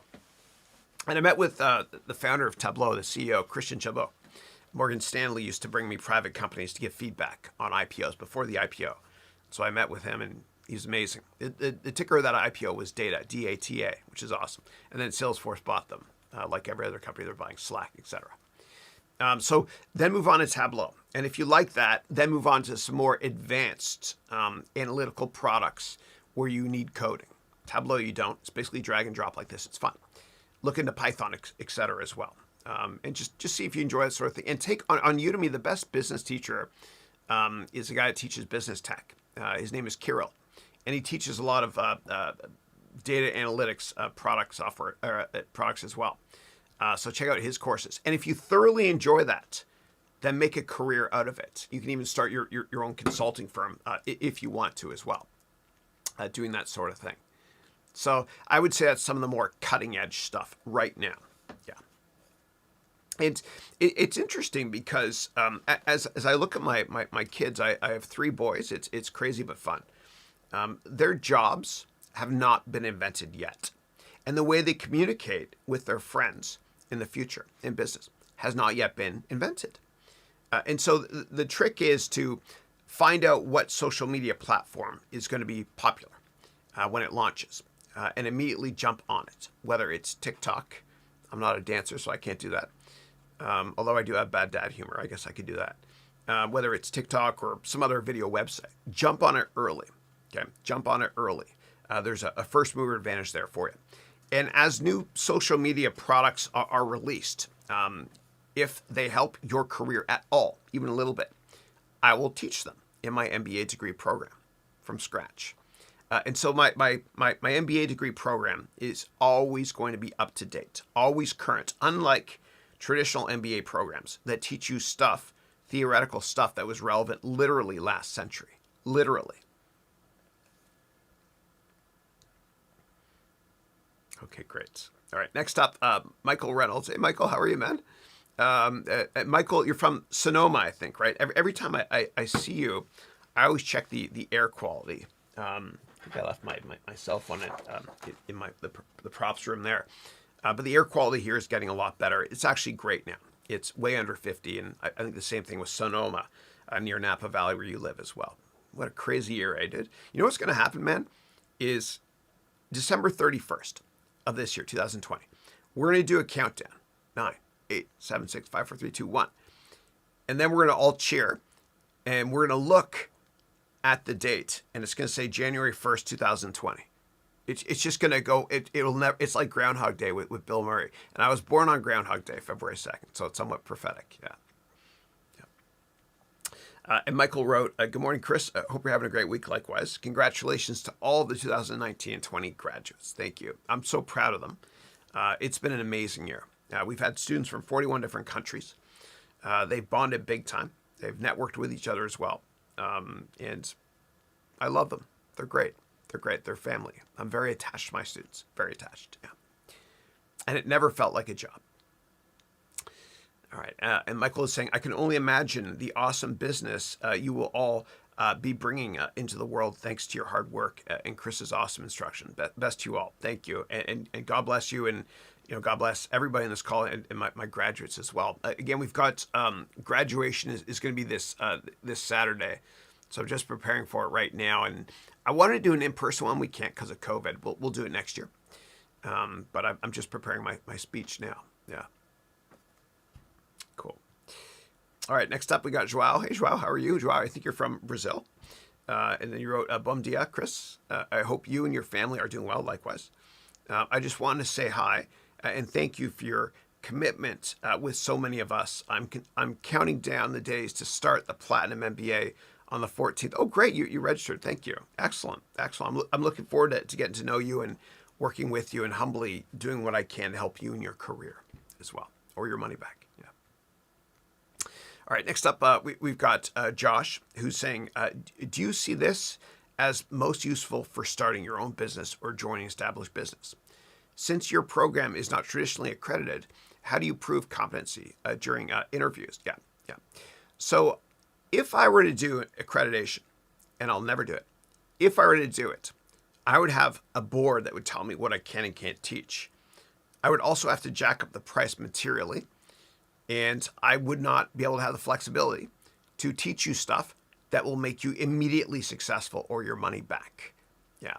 And there's a lot of different accreditation institutions globally. I've looked into them. You can get some crappy accreditation institution in some other country to accredit your MBA, and then you can call it accredited. I don't want to do that. I don't want to pollute the degree at all. I want to teach you stuff that will make you immediately successful, and it will make you successful or your money back. No other school does that. I give you a 30-day money-back guarantee. So if you're watching the replay of this webcast, today is December 3rd, 2020. If you buy it today, and tomorrow's the last day you can do it, if you buy it, then you get your money back up until 30 days after we start. So we start on December 14th, and you've got until January 14th to get every penny back, no questions asked. Yeah. And last year, we had 2 people ask for money back. Okay. And we had, I think it was like 160 students, and then eventually it was 158 because 2 asked for money back.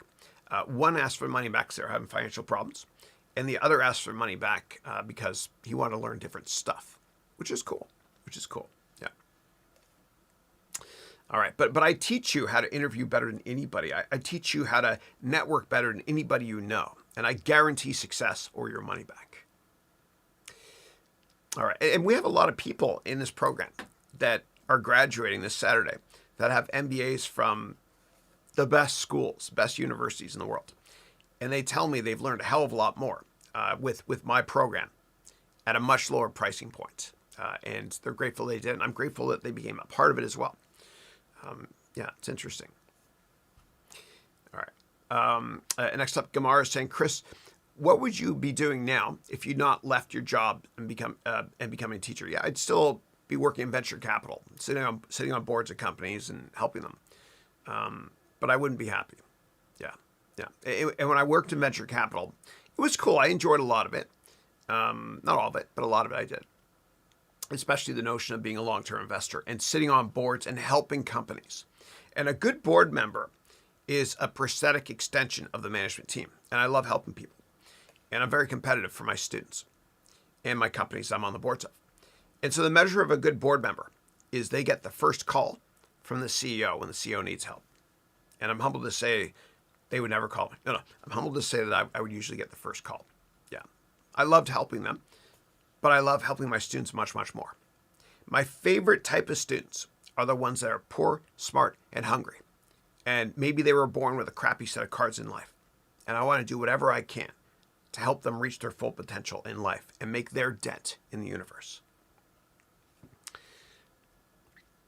Okay, and Gamar is saying, have you ever gotten to meet Carl Icahn? No, but we do a case study on Carl Icahn when he bought Marvel out of bankruptcy, and from Stan Lee and everybody else, and also as part of this case study, we talk about how Disney bought Marvel as well.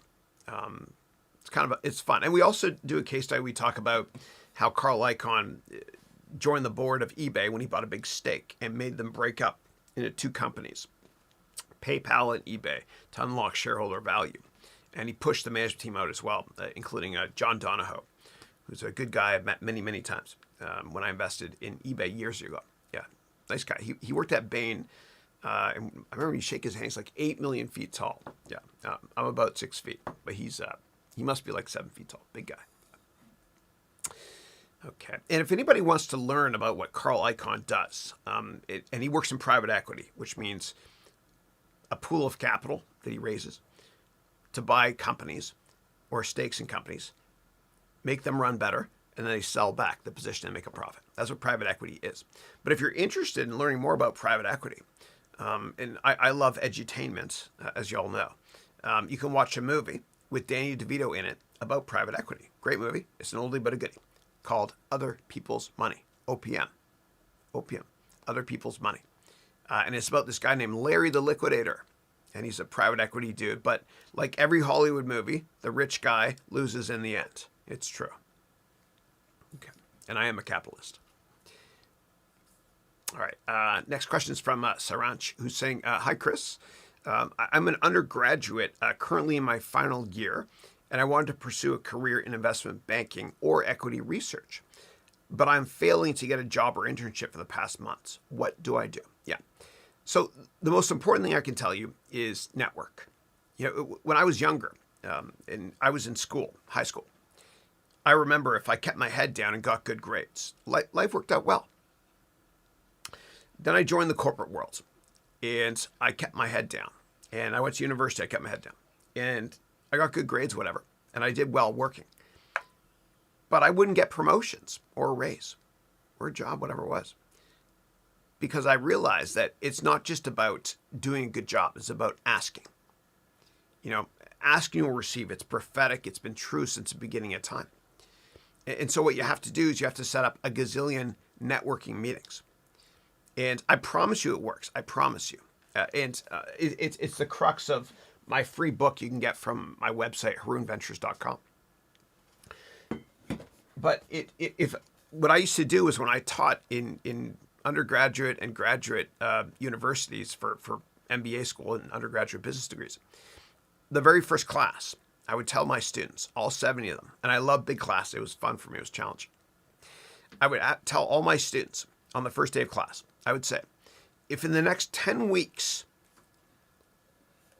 if I tell you in the next 10 weeks, if you set up 10 informational meetings, that you're guaranteed to get the job of your dreams, would you do it? All 70 hands go up. It's like the wave at a baseball game or something. And everyone says, of course I do it. And then what would happen is on the very, very last day, right before the final exam, and my exams were always easy, and the dean of the school, his name was Tom Thomas, great guy, would always say, Chris, I'm seeing serious grade inflation again. And I would always say, no, Tom, this is the best class I've ever had. Yeah, he was a good dude, very patient with it. And you can go to do a search on me, ratemyprofessors.com or something like that, and see all the feedback on that sort of thing, yeah. Then what I would do is right at the final exam, I would ask all my students. I would say, okay, over the past 10 weeks, how many of you have done 10 informational meetings?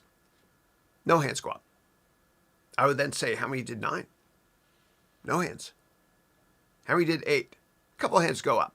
And those students, the ones that put their hands up, they never got the top grades, but they always, without exception, always got the job of their dreams. You have to network aggressively. And I teach you in the MBA degree program how to network better than anybody you know. Because your net worth is your network. Or maybe it's the other way around. Your network is your net worth. And relationships are more important than product knowledge. So I urge you to set up as many informational meetings as you can. And if your LinkedIn profile is holding you back and you want to make it better, sign up for the platinum version of my MBA degree program. And I personally, not my staff, I will write your entire LinkedIn profile with you live. I'll walk walls for you, and you will get many informational meetings. Life all comes down to a few short moments, and this is one of them. That amazing informational meeting with somebody that can help you in your career. All you have to do is ask. Okay, next up, Andila is saying, hey, Chris, hey, everyone, hey, hope all's well. Sammy B is saying, good morning, Chris. Good morning. This year I had some personal challenges. I'm sorry to hear that. This year I had some personal challenges that caused me to fall behind in the MBA program. Am I able to restart and join this December cohort? Or should I just continue from where I left off? Please advise. Yeah. Sammy, I hope everything is okay with you and your family. Just take it again. Don't pay another $1, okay? Just take it again. And send me a message over LinkedIn. I'll look for your name, Sammy. And just do it again. Yeah, no cost. Yeah. And the great thing about the MBA degree program I have is it's your MBA on your terms. Life happens. You can take it. You can take as long as you want to take it. As long as you want. Or do it within a year. Or you can fast track and watch the lectures that I've pre-recorded for you and do it in a couple months. Your call completely. Start from scratch if you want to. I'm here for you. Always. All right, Hang Ginny, how are you? Hang Ginny is one of my amazing platinum students that's starting with us this December 14th. She's from Vietnam. She sent me a very nice message the other day, and I gave her my word that together we will also build schools in Vietnam using what we've learned from Project Magoo. I've said it, now I have to make it happen. And so Ginny is saying, can you please share your thought process when it comes to solving a problem or doing an activity that you've never done before? Yeah. So I think that failing to plan is planning to fail. And the reason why so many businesses fail is because people don't write a thorough business plan. They don't plan accordingly. And so I have a ton of templates I provide you with in the MBA degree program to help you solve any business problem. Okay, and let me show you an example. And if you're wondering how I change the camera angles, I use pedals. I map them like keyboard, plugs in USB port, and it changes cameras. Here we go. And I'm a nerd too. You know that. So, Ginny, this is just one of the many templates that I provide you with. This is the investment research dashboard, where we analyze the qualitative aspects. It's 100 steps. The qualitative aspects of a business model. We look at the quantitative aspects and then the financials, 100 steps. And then out of that comes all these great charts, as well as a detailed report if you want to do so. Or, most importantly, an executive summary here, okay, where we cover the fundamentals, valuation, and technicals.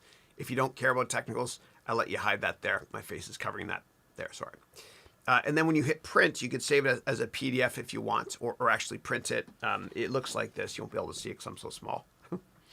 But this is just one of many different templates or frameworks, so to speak, that I provide you with in this very comprehensive and fun MBA degree program to solve any problems you have. Yeah.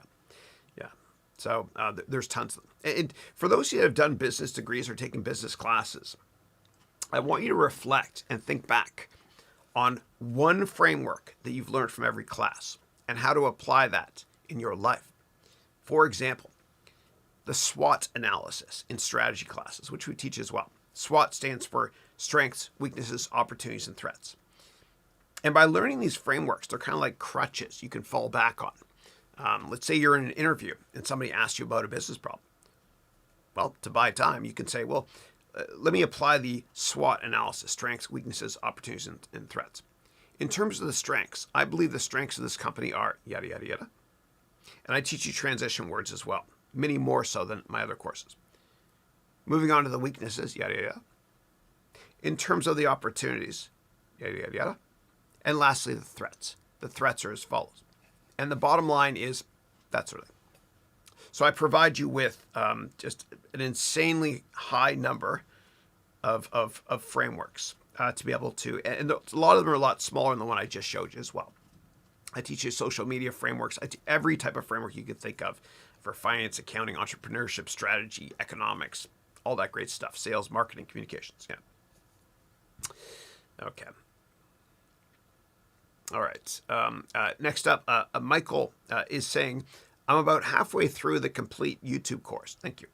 And I'm amazed at how incredibly comprehensive you and Sasha are with your instruction. Thank you. And by the way, Sasha, I met Sasha on, I think it was week number 20 or so.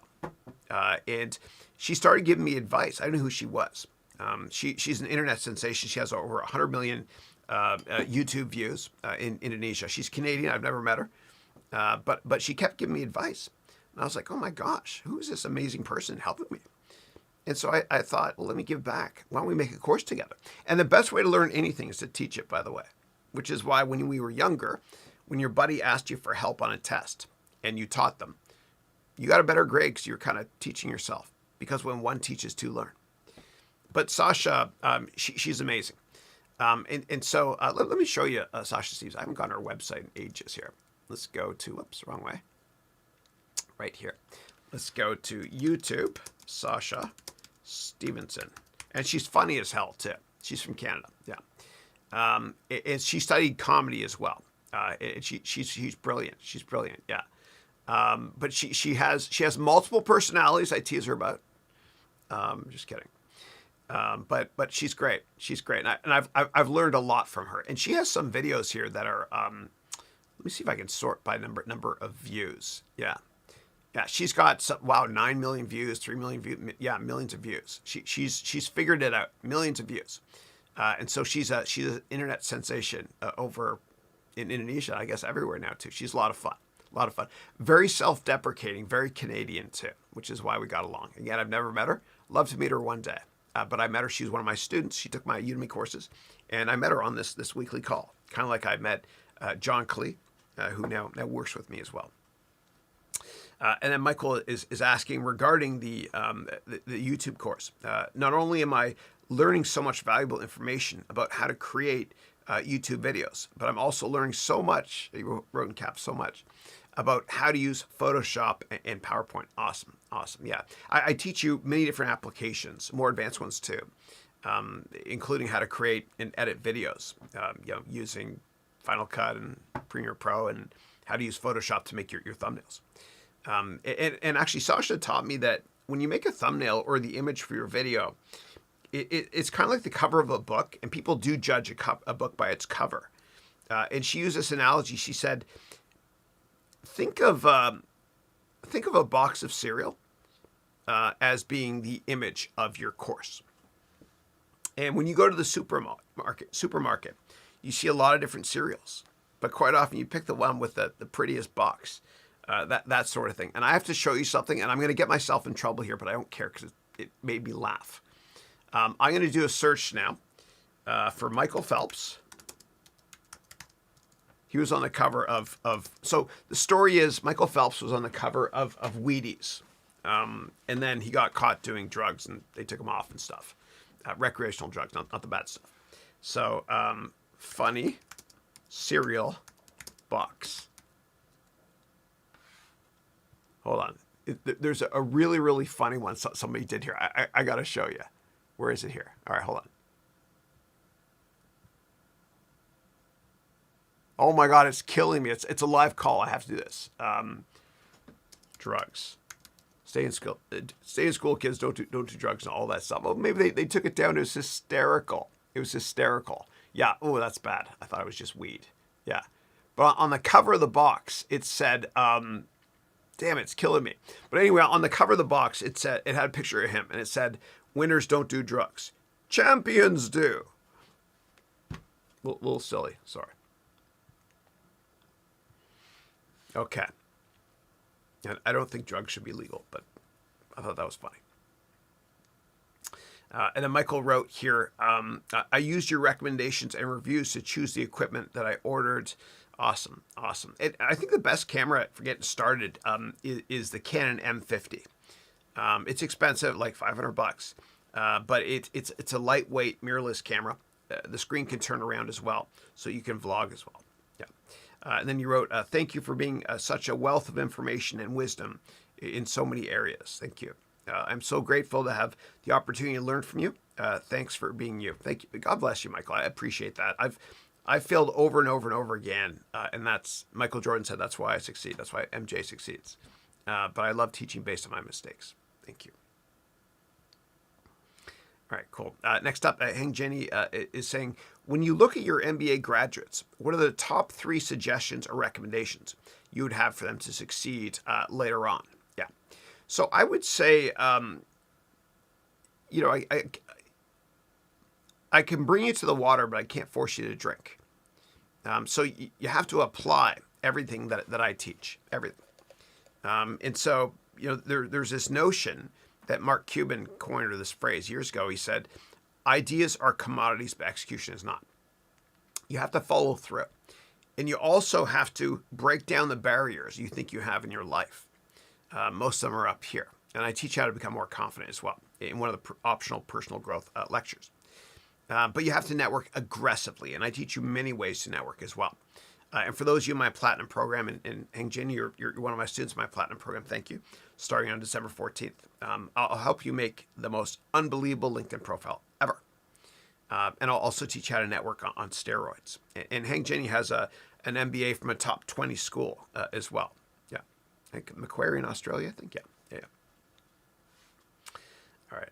Next up, Aris is saying, "Hi, Chris. Hey, I understand that your last day to pay is the 4th of December. I'm really interested in participating in your program. May I delay my payment till next week, Tuesday? I'm waiting for my payment in cash. Thank you. Yeah, just send me an email. Okay. Yeah, send me an email and I'll look for it and I'll flag the email as well. And I'll forward it to my sales and marketing team. All the sales and marketing emails you guys get, that's them doing as well. Yeah. So they've been great. Yeah. And I set it up so it's a meritocracy. You eat what you kill with them as well. They're great, but I'm fully transparent as always. I always am. And so I pay them 20% of every dollar that they raise. And then what I do is I pay them on the 14th of January. Because you always have to wait for people requesting money back. And this is a wonderful partnership I have with them. And we're just getting started. They're awesome. They're going to put me on the map. Hopefully. No, they're awesome. I love them to death. And they're based in Toronto, which makes me love them even more. Yeah. All right. Next up is Noman is saying, how many people work in Haroun Education Ventures? Who does what? And thank you so much for the answers. Bless you. I can't wait to visit San Francisco and meet with you. Thank you. Likewise. Yeah. So I believe in everything I do that's not creating content or teaching my students live is a waste of time. Meaning for my skill set. And so I outsource everything else. And so I have this amazing guy named Matt Lacuse. And I met Matt actually, and I'm not an arrogant guy, but I'm a very good judge of character. I can size somebody up pretty quickly. But I met Matt. It was like 2 years ago. He was teaching my son Dylan on how to golf. And Dylan was 9 at the time, and I was on the range reading a book on YouTube. And he came up to me, very social guy, nice guy, and we started talking about YouTube and green screens. And I said, why don't you come over? And so he helped me out. And my studio would not look like this without him. We worked on it together. He was the chief architect. And I basically did what he told me to do when we built this out together. And that's why my videos have gotten a lot better. And so I asked him, hey, dude, do you want to join me? And he has an equity stake in the company as well, the MBA degree program. He's great. And so he heads that up. And then I brought on somebody else to work with Matt named Doug. And by the way, Matt, he used to live here. He usually does, but he's out in Iowa seeing his girlfriend. And you can work anywhere in my companies always. And Doug lives in Collingwood, which is the skiing capital of Ontario. They have little ant hills. I used to ski there at a place called Craigleaf and Blue Mountain growing up. But Doug works there and he helps Matt with the editing and stuff as well. It's a lot of work. And then I have Hisham, who is one of my former students, who goes through this weekly call, and he'll go through all the Q&A. So you can click on it.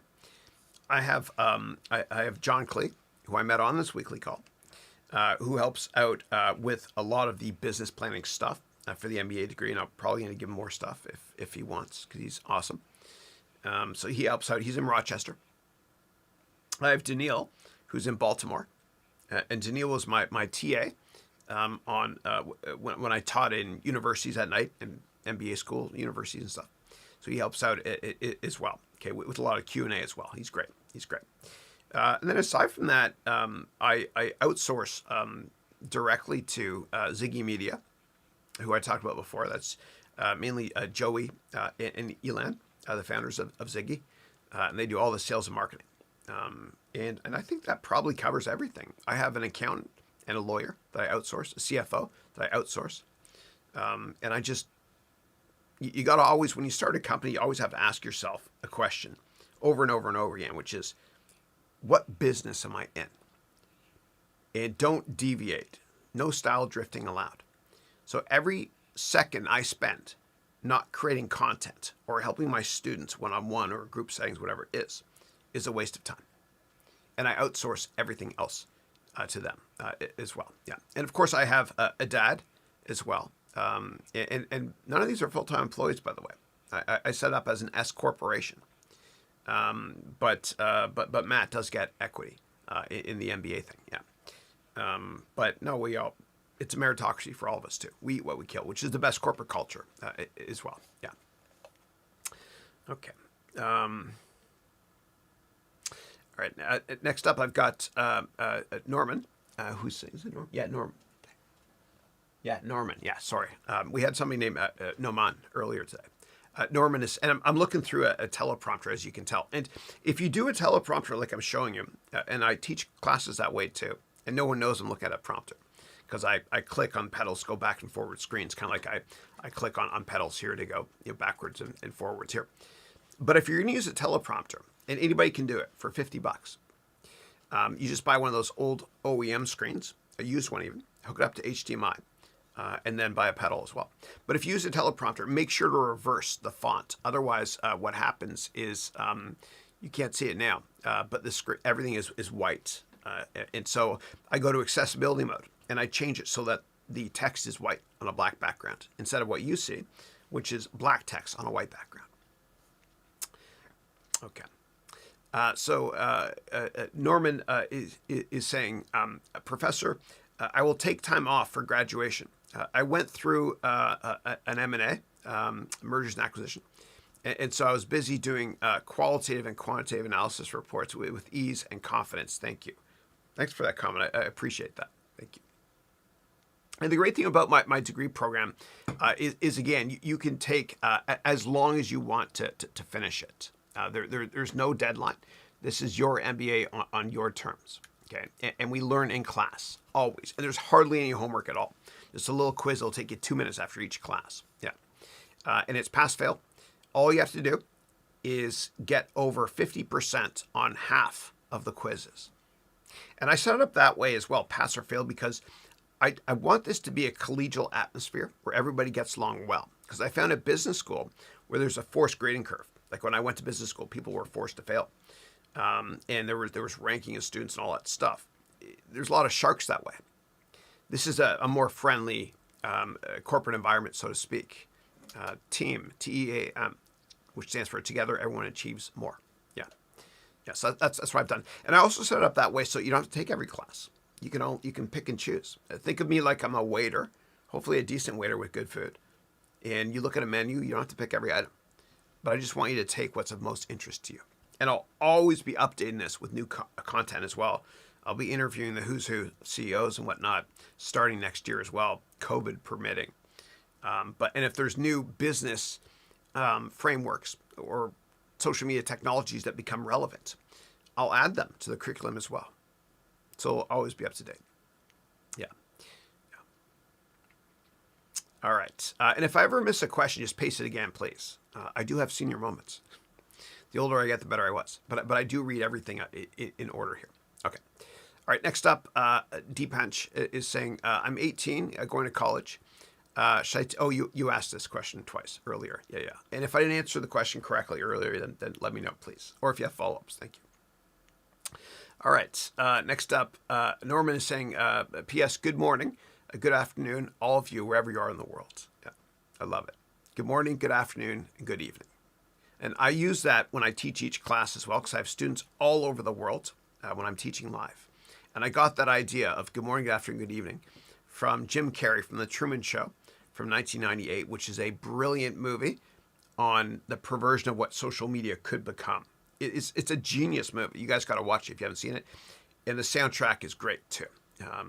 Do a search on the song Truman Sleeps. It's this gorgeous sonic architecture, piano. You'll love it. It's awesome. All right. And then next up, Maneas. And by the way, if I mispronounce anyone's name, please let me know. You're helping me as well. Okay. I don't want to insult anybody. Thanks. Maneas wrote, thanks for the answer. I took your course on financial analyst roles.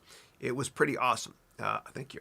I want to work at a mutual fund and later on in venture capital, if such a move is possible, but preferably in a financial center. I live in a periphery country, so my decision to work as a portfolio manager right now and try to move to a center later or go to a big hub and start from the bottom at an investment bank and try to move to mutual funds later. So what I would say is, let me answer this a different way. So a lot of people want to move to certain countries and work in those countries. And I think the best way to do it is to work at a company in whatever country you're in that has their headquarters in the country you want to live in. And do an amazing job and prove yourself. And they'll walk through walls for you. They have an army of lawyers that will help you to get visas to move to whatever country it is. So that you can work at the mothership, for example, at the company's headquarters. Yeah. All right. Next up, question from Joey, who's saying, have you had students who already hold an MBA degree from another school before starting your program? Yes, lots. From great schools too. We have people that went to Cornell, people that are currently finishing an MBA at Notre Dame, that are in the program right now that are about to graduate. And we have people in next year's program from Columbia. We got a lot of great schools that are represented. Yeah. And the feedback always is that they learn a lot more, humbly, from my MBA degree program than they do from the actual program they've taken at traditional MBA schools without the debt. Yeah. And so there's a follow-up, which is, why do they decide your program if they already have an MBA? And how are they branded their degree from HEV, MBA in order to interweave it into their business profile, CV, et cetera? Yeah, great question. Thank you. Yeah. So the reason they take my MBA degree program, even if they already have an MBA, and even during their MBA, is because I provide really, really thorough one-on-one access, and I help them create their LinkedIn profile or their business plan, whatever it is. And if they're in the Gold program, also I answer a gazillion questions for them. And because everything I teach is practical, a lot of my students heard about me from taking a course on Amazon of mine, on Amazon Prime Video, or on Udemy or other platforms. And I've added a lot of value humbly to their lives. And so they know that they're going to get a great value, a great bang for their buck by taking my MBA degree program. They know my reputation is on the line because I wear my heart on my sleeve, and my name is on the brand as well. And if it doesn't add value, you get your money back anyway. But I add a tremendous amount of value. And if you don't believe me, just find graduates of my program on LinkedIn, just reach out to them and ask them for the negatives first, and then the positives. Yeah. Yeah. Thanks for the question. Appreciate it. Thanks.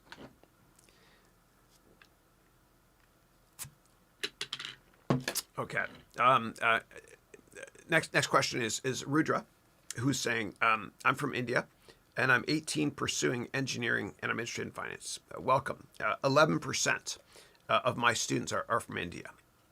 And so it used to be 100% America. Now the United States is just under 30%. I'm humbled to say I've got students in every single country in the world. And when I teach business and personal development, everything I teach it generically enough so it's applicable in every country. And so Rudra wrote here, I'm from India, and I'm 18, pursuing engineering, and I'm interested in finance. And I'm having problems choosing my career because my parents want me to be an engineer.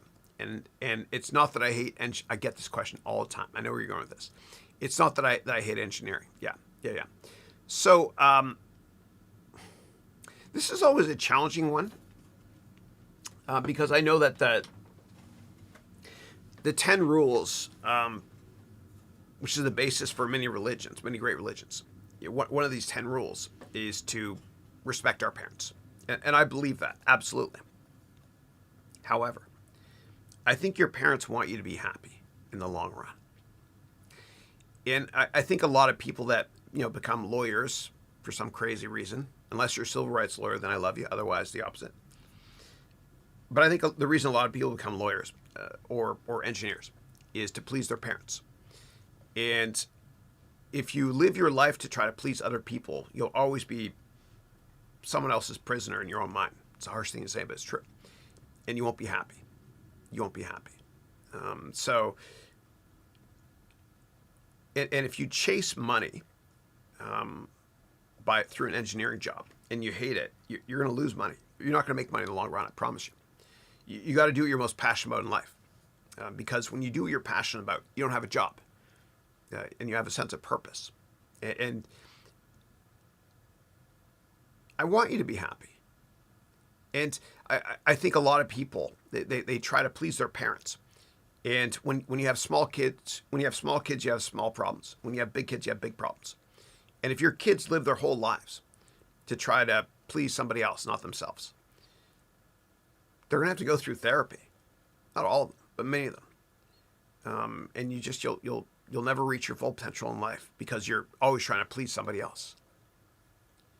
You got to take the road less traveled and do what you were meant to do in life. Follow your heart.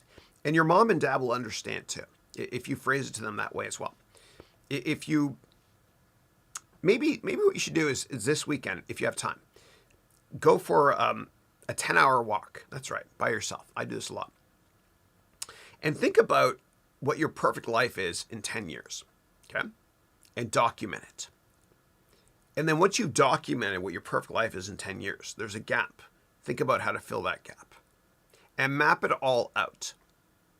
And tell your parents about that as well. And tell them how you're going to make the world a better place as well by serving others, whatever business it is you do.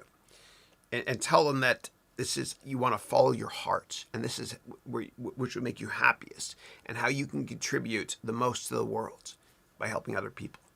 They'll understand. And if they don't, ask me again next week, and we'll find another way to tell them. All right. Next question. Oh, I love this question. Mohammed is asking, what are some good business-related television shows? Yeah. My favorite one right now is called Succession. And it's loosely based on Rupert Murdoch's family. Loosely, I think. It's fiction up. I think it might be on Showtime. Just do a search online, watch it. It's great. Everything about that show is brilliant. You learn about business, but most importantly, you learn about politics, and it's funny as hell. It's funny as hell. Yeah. Cameron I can't remember his name in real life. Cameron, the actor from Ferris Bueller's Day Off, he's in it. You also have one of Macaulay Culkin's 8 Million Brothers. I can't keep up. There's so many of them. Is in it as well. It's really, really well done. And the music is astounding as well, especially the broken, somewhat sinister piano you hear at the beginning. It's like a broken family. Watch it. You'll love it. You'll love it. It's hugely entertaining. In terms of other business-related television shows, there's Billions. And Billions is it's really well researched. It's about a hedge fund. And Aaron Sorkin, as always, does a great job with everything he does. It's really realistic. The district attorney stuff with Paul Giamatti is bogus, although he was kind of playing Preet Bharara. And I believe that Brody, I almost call him, same guy from Homeland, the main actor is playing Steve Cohen. And it's well researched. And I know who the other people they're portraying are. It's really realistic, a little cheesy, but fun as well. And on that note about Steve Cohen, how dare you, Major League Baseball, allow Steve Cohen to be able to buy the New York Mets? How dare you? You know, Steve Cohen ran SAC, which was a criminal institution that got shut down because of insider information. And how dare Major League Baseball allow him to buy the New York Mets? You know, I grew up loving baseball in Canada. And baseball is everything pure and beautiful about what America stands for. How dare you, Major League Baseball, allow Steve Cohen to buy the New York Mets? Because you're basically saying the American dream is you can be corrupt and make it big in life. It might be Steve Cohen on the phone. Hold on a second. That's my alarm. Hold on a second.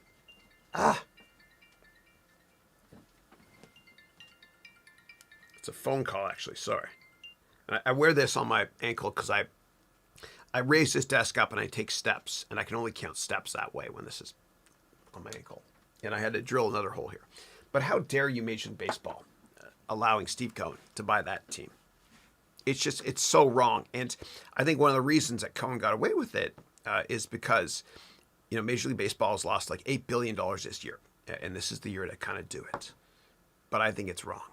I think it's wrong. And I've loved baseball since I was a kid. I love it. There's something romantic about baseball and baseball movies. Field of Dreams is my favorite one, and The Natural. How dare you, Major League Baseball, allow Steve Cohen to buy a team? Sorry, a little bit off topic there, but I had to go there. Yeah, that's what Billions is based on. Yeah. Aside from that, other television, I watch every business-related fiction show as well. So right now I'm watching one called Industry, and it's based on a sales and trading floor at a fictional company called Purepoint Capital in London.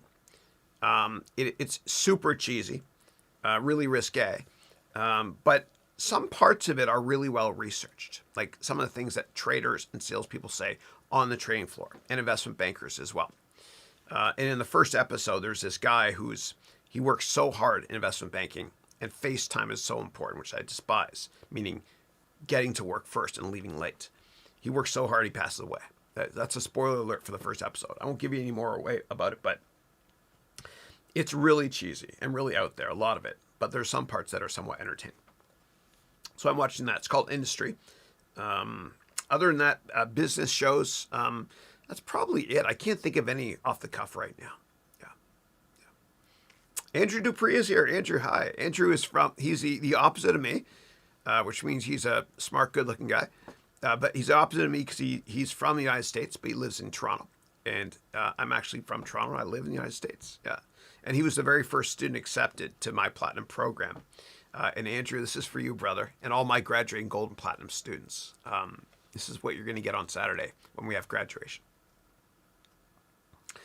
Okay. And then Michael is saying, I'm wondering about the new YouTube terms of service. I received an email from them with their new information. And then you wrote here, the new information is as follows. YouTube's right to monetize. YouTube has the right to monetize all content on the platform, and ads may appear on videos from channels not in the YouTube Partner Program. And then you wrote, have you heard of this new term? What does this mean? Does that mean they own the content? No. I don't think this is different. Maybe I'm wrong, but I think it's the same language I've seen before. I could be wrong. So the way it works is, when you create YouTube videos, you can select monetize, and they can monetize your videos. And that's basically it. That's it. So if you want to make money on YouTube, you can. I have one video. I'll give you just a quick example here. So there's one video of mine that's made a couple grand this year. So let's go to Motley Fool video. So Motley Fool is this company that gives advice. Don't ever take anyone else's advice. And on this weekly call a while ago, somebody asked me a question about the Motley Fool. And so the first links are all Motley Fool affiliates. But if you keep scrolling, my name, I should be here somewhere. Here I am here. Is the Motley Fool worth it? Okay. So what I did was... What are your thoughts? Whoops. I recorded this. And this one, it makes... I've made over, I think, 3K on it so far this year. And by the way, every single, every video you create on YouTube, I want you to think of it like it's a coffee shop, a little franchise that can make you a lot in the long run. I think you should always do your own work. So what I'll do is let me play you this short video now, and then I'll talk about monetization and how I made money on it. Okay, hold on one second.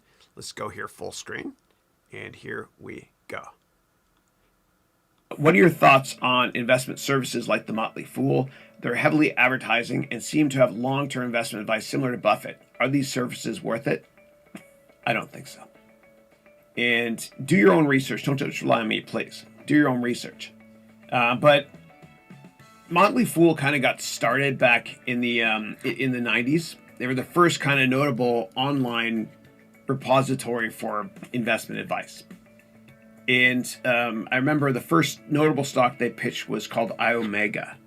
And I'm dating myself. Any storage people out there, you'll understand what that is. It was just an old cartridge that you could hook up that had a lot of memory on it, which means a couple kilobytes. And they actually made a good call on that. And so they started to sell their services and whatnot. And I don't think you should ever take anybody's advice. when it comes to buying stocks. Always do your own research. Always, always, always, always, please.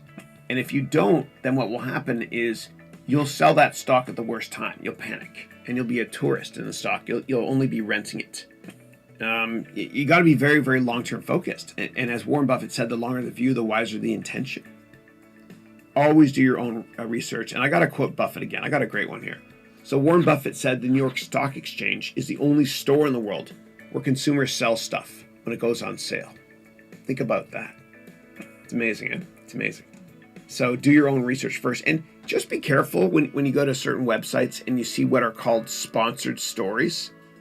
Those will bias you. And I don't want you to take advice from any CEO that goes on a financial news program or has a guest column online, because CEOs are the best salespeople in the world. They're not unethical, but they're going to be positive about their company, obviously. That's how they got to the top. They're great salespeople.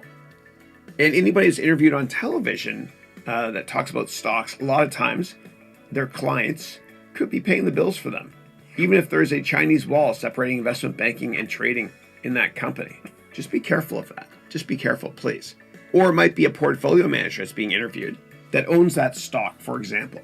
So just be careful. And I think it's a good exercise for me to take you over to teach you what a sponsored story is.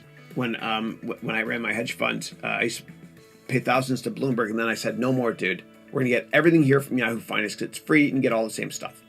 However, when you go onto this website, you got to be careful. I'm going to look really closely here, okay? So right here, this is an ad. Okay, Raging Bull's still around. Interesting. You've got sponsored stories everywhere. Just be careful of that. And by the way, a newspaper I recommend reading for just high level how the world works is the FT. But when you look at this newspaper, I don't want you to read anything that tells you what to buy or sell. Like, don't read interviews with money managers. What I want you to do is only read articles that tell you how the world works and nothing more. And always, always, always do your own research, please, please, and be a long-term investor. Trading doesn't work. Please don't trade stocks.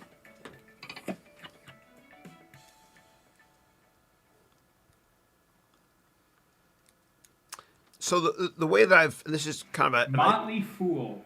Is Motley Fool Hold on a a second. scam, or is it legit? That was the next video that was running, sorry. So the way it works is if somebody watches your YouTube video and watches 75% of it, okay, the first 75%, then what happens is an algorithm kicks in on YouTube that, hey, this is content that can sell. And so most people watch at least 75% of that video. They track the analytics. And so what's happened is a lot of people buy keywords for Motley Fool. And my commercial, they advertise here. Yeah. So anyway, that's how it works. Yeah. Now, not all videos make money, but I do believe that this is the golden age of YouTube content. And I think we're going to look back from now, decades from now, and say, I wish I created more content. Because YouTube is the only gold rush in the world, ever. It's the only gold rush that costs you nothing to make the product. And it's the only gold rush in history where you have potential access to billions of customers immediately for free. So I think everybody should use YouTube as part of their content strategy. And for me, what I do is I repurpose content. It's a great way to think about content creation and save time. And so a lot of you will notice that this weekly call I have gets repurposed into 7 vlogs that drop at 9 a.m. every day on YouTube. Also, the content is repurposed on Instagram as well as LinkedIn through shorter videos.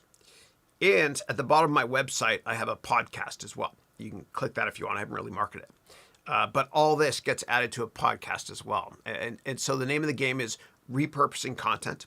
But I think it's an incredibly profitable long-term business model. Yeah. And you already have everything you need to build something far bigger than yourself. That's a great quote from Seth Godin.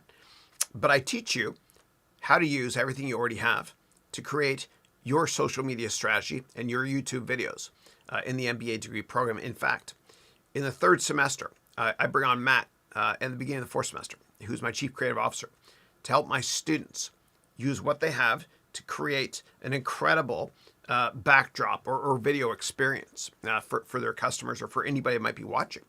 And for my platinum students, what I do is I have Matt actually help them use the equipment they already have to be able to create an amazing backdrop and video setup. Because you never do get that second chance to make a first impression using Zoom. Yeah. Okay. Next up is Gregory. Hey, Gregory, how are you? And I always smile when I see your name, brother, because I think about Gregory, who's a funny actor on the TV show Succession. He's British, but he plays an American dude in the show. Next up, I got Randy. Randy is saying, "Hey, Chris, I love dad humor. You are one amazing guy." Thank you. God bless you. A history maker. Thank you. Question. How would you negotiate with banks, wealth managers, to get the best interest rates? If you are a new millionaire and wanted the best rates and benefits, how should the millionaire propose the best possible scenario? Yeah. I want you to, first of all, be careful with wealth managers. And so the way that the private wealth management business works is usually these high net worth wealth managers or PWM folks in the banks, private wealth management, they ask you to wire over as much assets as you have. And then they charge you 1% fee per year. Okay. Now, I want you to be careful because, and this has happened to me before, I've hired a wealth advisor. And what's happened is they've sold themselves. It was this older dude that had a great track record, highly recommended. And I signed up with him. And then he had his son do all the work. You know, ridiculous, because the first generation makes money, the second spends it, and the third has none. So he's in one of those two generations, I think, whatever.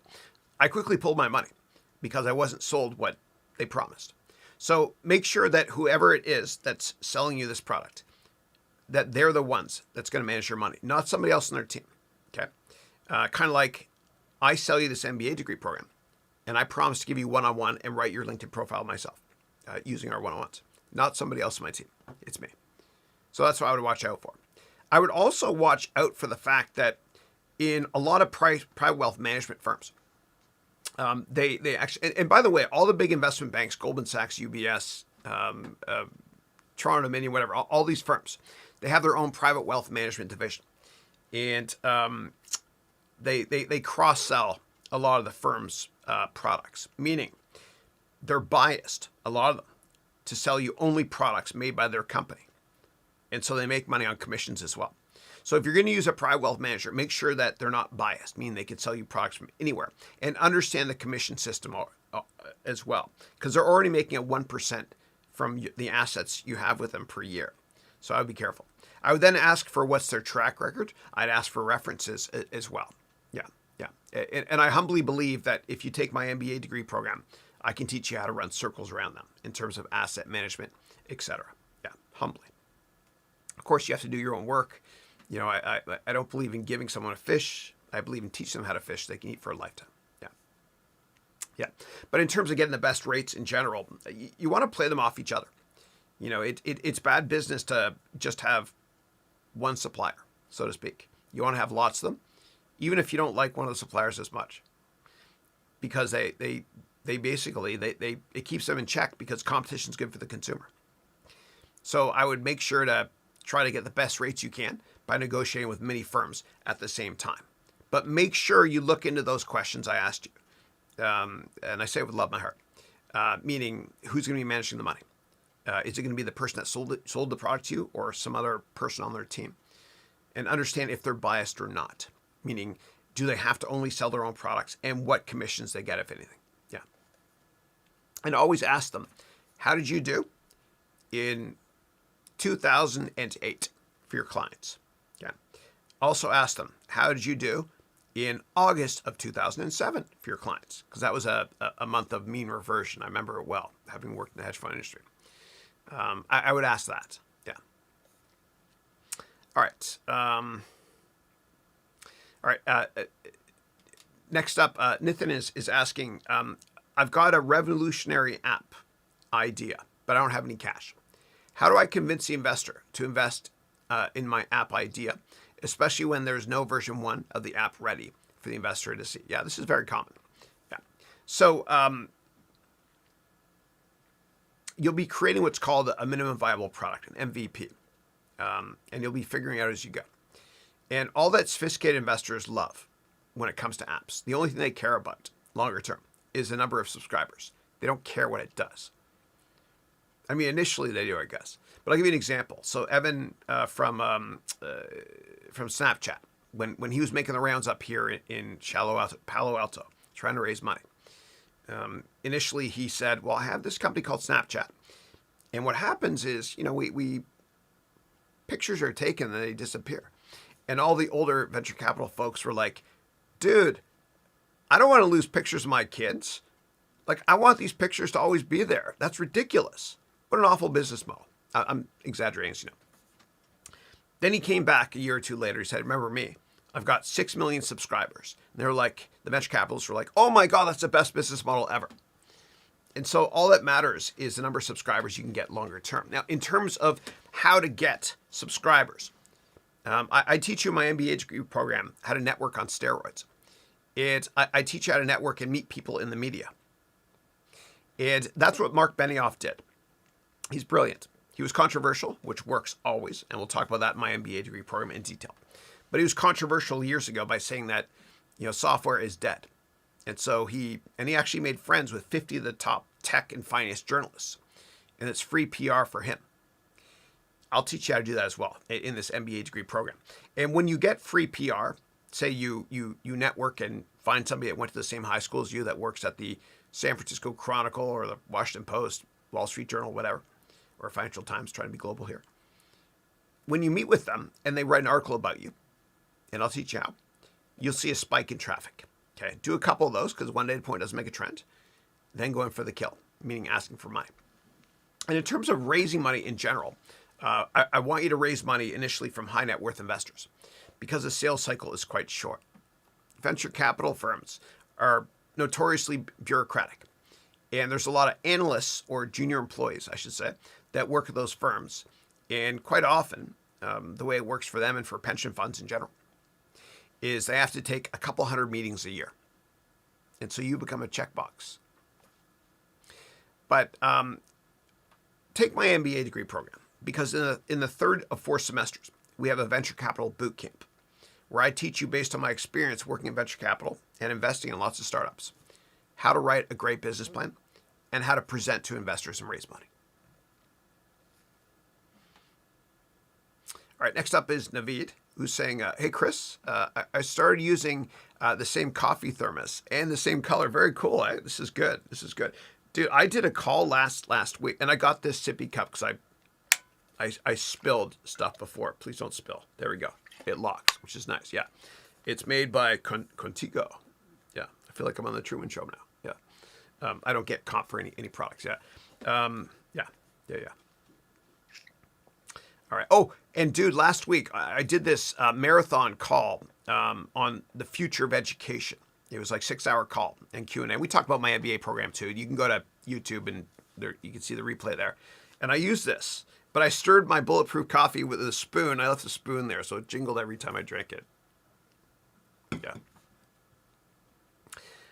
All right. Next up, Mohammed is saying, "Hey Chris, I want to write a book, but I don't want to write.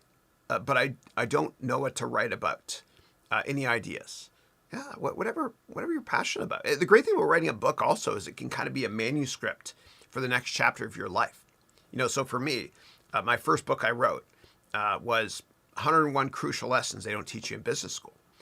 And all I would do for years is I would go up to successful people and I would just ask them for advice at conferences, whatever. I would say, give me one thing that is not taught in business school that should be. And it was kind of unstructured, but I made notes on my iPhone for years, whatever. And then I created a book that had 101 chapters, and each chapter was like really short, kind of like one of those old Roald Dahl books. Remember James and the Giant Peach? And I think it did well partially because they were shorter chapters. It was bite-sized stuff that you can consume quickly, like a tweet.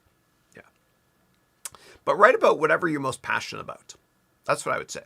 If you start writing and it feels like work, then ditch it or come back to it later. Because if you do something that feels like a job and not something you're passionate about, you'll never reach your full potential in life. Yeah. All right. And if you are going to write a book, you can use my template at harounventures.com/writebook, all lowercase. It's free and all that stuff. If you are going to write a book, then I recommend telling your friends and family and telling them when it's going to be done by. Because the reason that most people give up on their New Year's resolution by the third week of January is because they don't set a deadline date. But if you set a deadline date for your book and you vocalize your goal, you tell other people, then it's going to put pressure on you, and I say it with love in my heart, pressure on you in a good way to get the book done as well.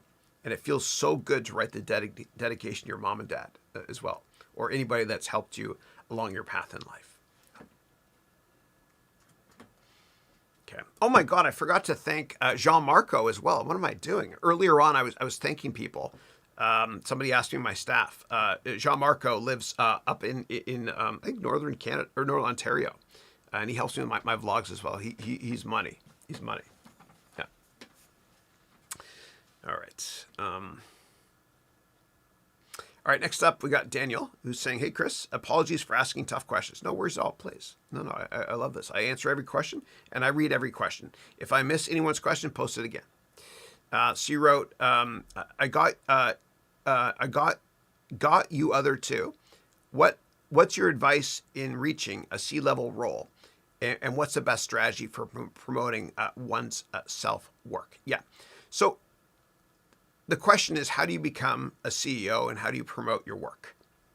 So CEOs are great salespeople. That's how they got to where they are. And they're relentless in a good way. They ask over and over and over again. And you'll never make CEO or get promoted many times. And you'll never get raises many times unless you ask, and ask often for a raise. That's how it works. You don't just make CEO by doing a good job and keeping your head down. You have to be mentored by people in your company that are more senior than you, mini Yodas, mentors. And you have to ask to get promoted over and over and over again. It's not given to you, okay? It's a fight too in some companies. It gets political, which I don't like, but it is what it is. But if you don't remind people of your accomplishments, they'll soon forget. And sometimes you're only as good as your last game. And so you have to remind people of what your accomplishments are. And yes, it can be overdone and obnoxious. There are good ways to do it. For example, and if you do what I'm about to tell you, the probability of you getting promoted and raises goes up materially. And if you do what I'm about to tell you, the likelihood that you get fired goes down materially. Here's what you do. Every 3 months, set up a meeting with your boss. Sit down with them. And start off with, if it's true, start off with saying something like this. You know, I really enjoy being part of this team. Together, we've accomplished a lot. And thank you very much for your time. I wanted to sit down with you and just get some feedback to ask how I can add even more value humbly to the team so we can accomplish a lot more. And as a follow-up, I also want to ask, please, if you could tell me what I need to do in order to get promoted, as it's very expensive living here in the Bay Area and raising a family, and I want to provide the best quality of life for my family as possible. Thank you. And then what they'll do, of course, is they'll give you feedback on exactly what you need in order to get promoted. And if you work in a company that has a big HR department, you can request to get the feedback form for people one level above you, meaning, say you're an assistant manager. You can find out what the criteria is for a manager. And you can kind of use that as a gap analysis and work on filling the gap for all the criteria. Now, whatever your boss tells you in that meeting that you need to do to get promoted, what I want you to do is obviously write it down, remember it, thank them for their time, of course.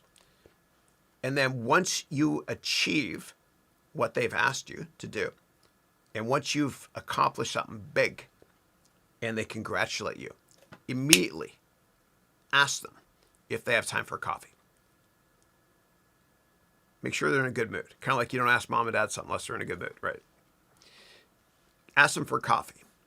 And start the meeting off with a commensurate fashion to the one I just gave you, which is, if it's true, I love being a part of the team, yeah. And as you know, it's expensive raising a family in this area. And I'm very humbled to say that we've accomplished a lot as a team. But I've also, based on our last meeting, I've accomplished all these things to get promoted. And I'd love to ask you, please, if I can get a promotion or a raise. And if you do that, like every 3 months, if you sit down, ask, how am I doing? How am I doing in those meetings? The likelihood of you getting fired goes down tremendously. And most people don't ask for feedback that often. Don't overdo it. But I think once a quarter is fine. I think it works out well. And the way to get promoted over and over and over again, as I mentioned earlier, is by asking. You have to ask often. It's just the way the world works. If you want to get a date, you have to ask often. I had to ask 8 million times, obviously. I mean, look how gorgeous I am. Look at the size of my nose. But dude, this nose is great for skiing. Like, it's aerodynamic. So I can beat all of you because of my big nose in skiing. No, I had to ask over and over and over again.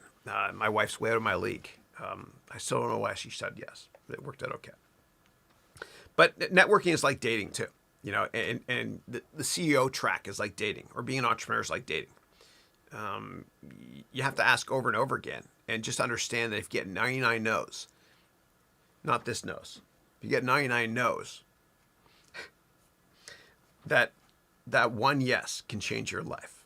So just be a pit bull on a pork chop and be relentless. Yeah. All right. And that's my alarm going off. I have to wrap up this call as I've got MBA only student office hours for my gold and platinum students, office hours now. So I want to thank you for your time. I know there's tons more questions. And so please just, whatever questions you have, I won't be able to get through them, sorry. Copy them and ask me next Thursday and every Thursday forever, starting at 8 a.m. my time. And within 24 hours, my wonderful team will go through the whole call.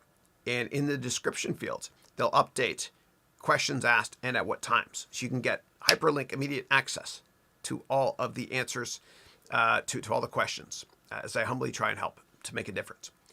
So in closing, again, I want to thank you for your time. If you have questions about the MBA degree program, you can go to www.harounmba.com. My marketing and sales team tell me that tomorrow is the last day to be able to sign up. And if you're watching a replay, it is December 3rd, 2020 right now. And I want to congratulate my first year, up here, see here, my first year graduates from the Platinum and Gold MBA degree programs. And we have graduation this Saturday. So God bless you all. Have a great weekend. Stay healthy. Stay happy. And I'll see you next Thursday and every Thursday starting at 8 a.m. San Francisco time. Thank you.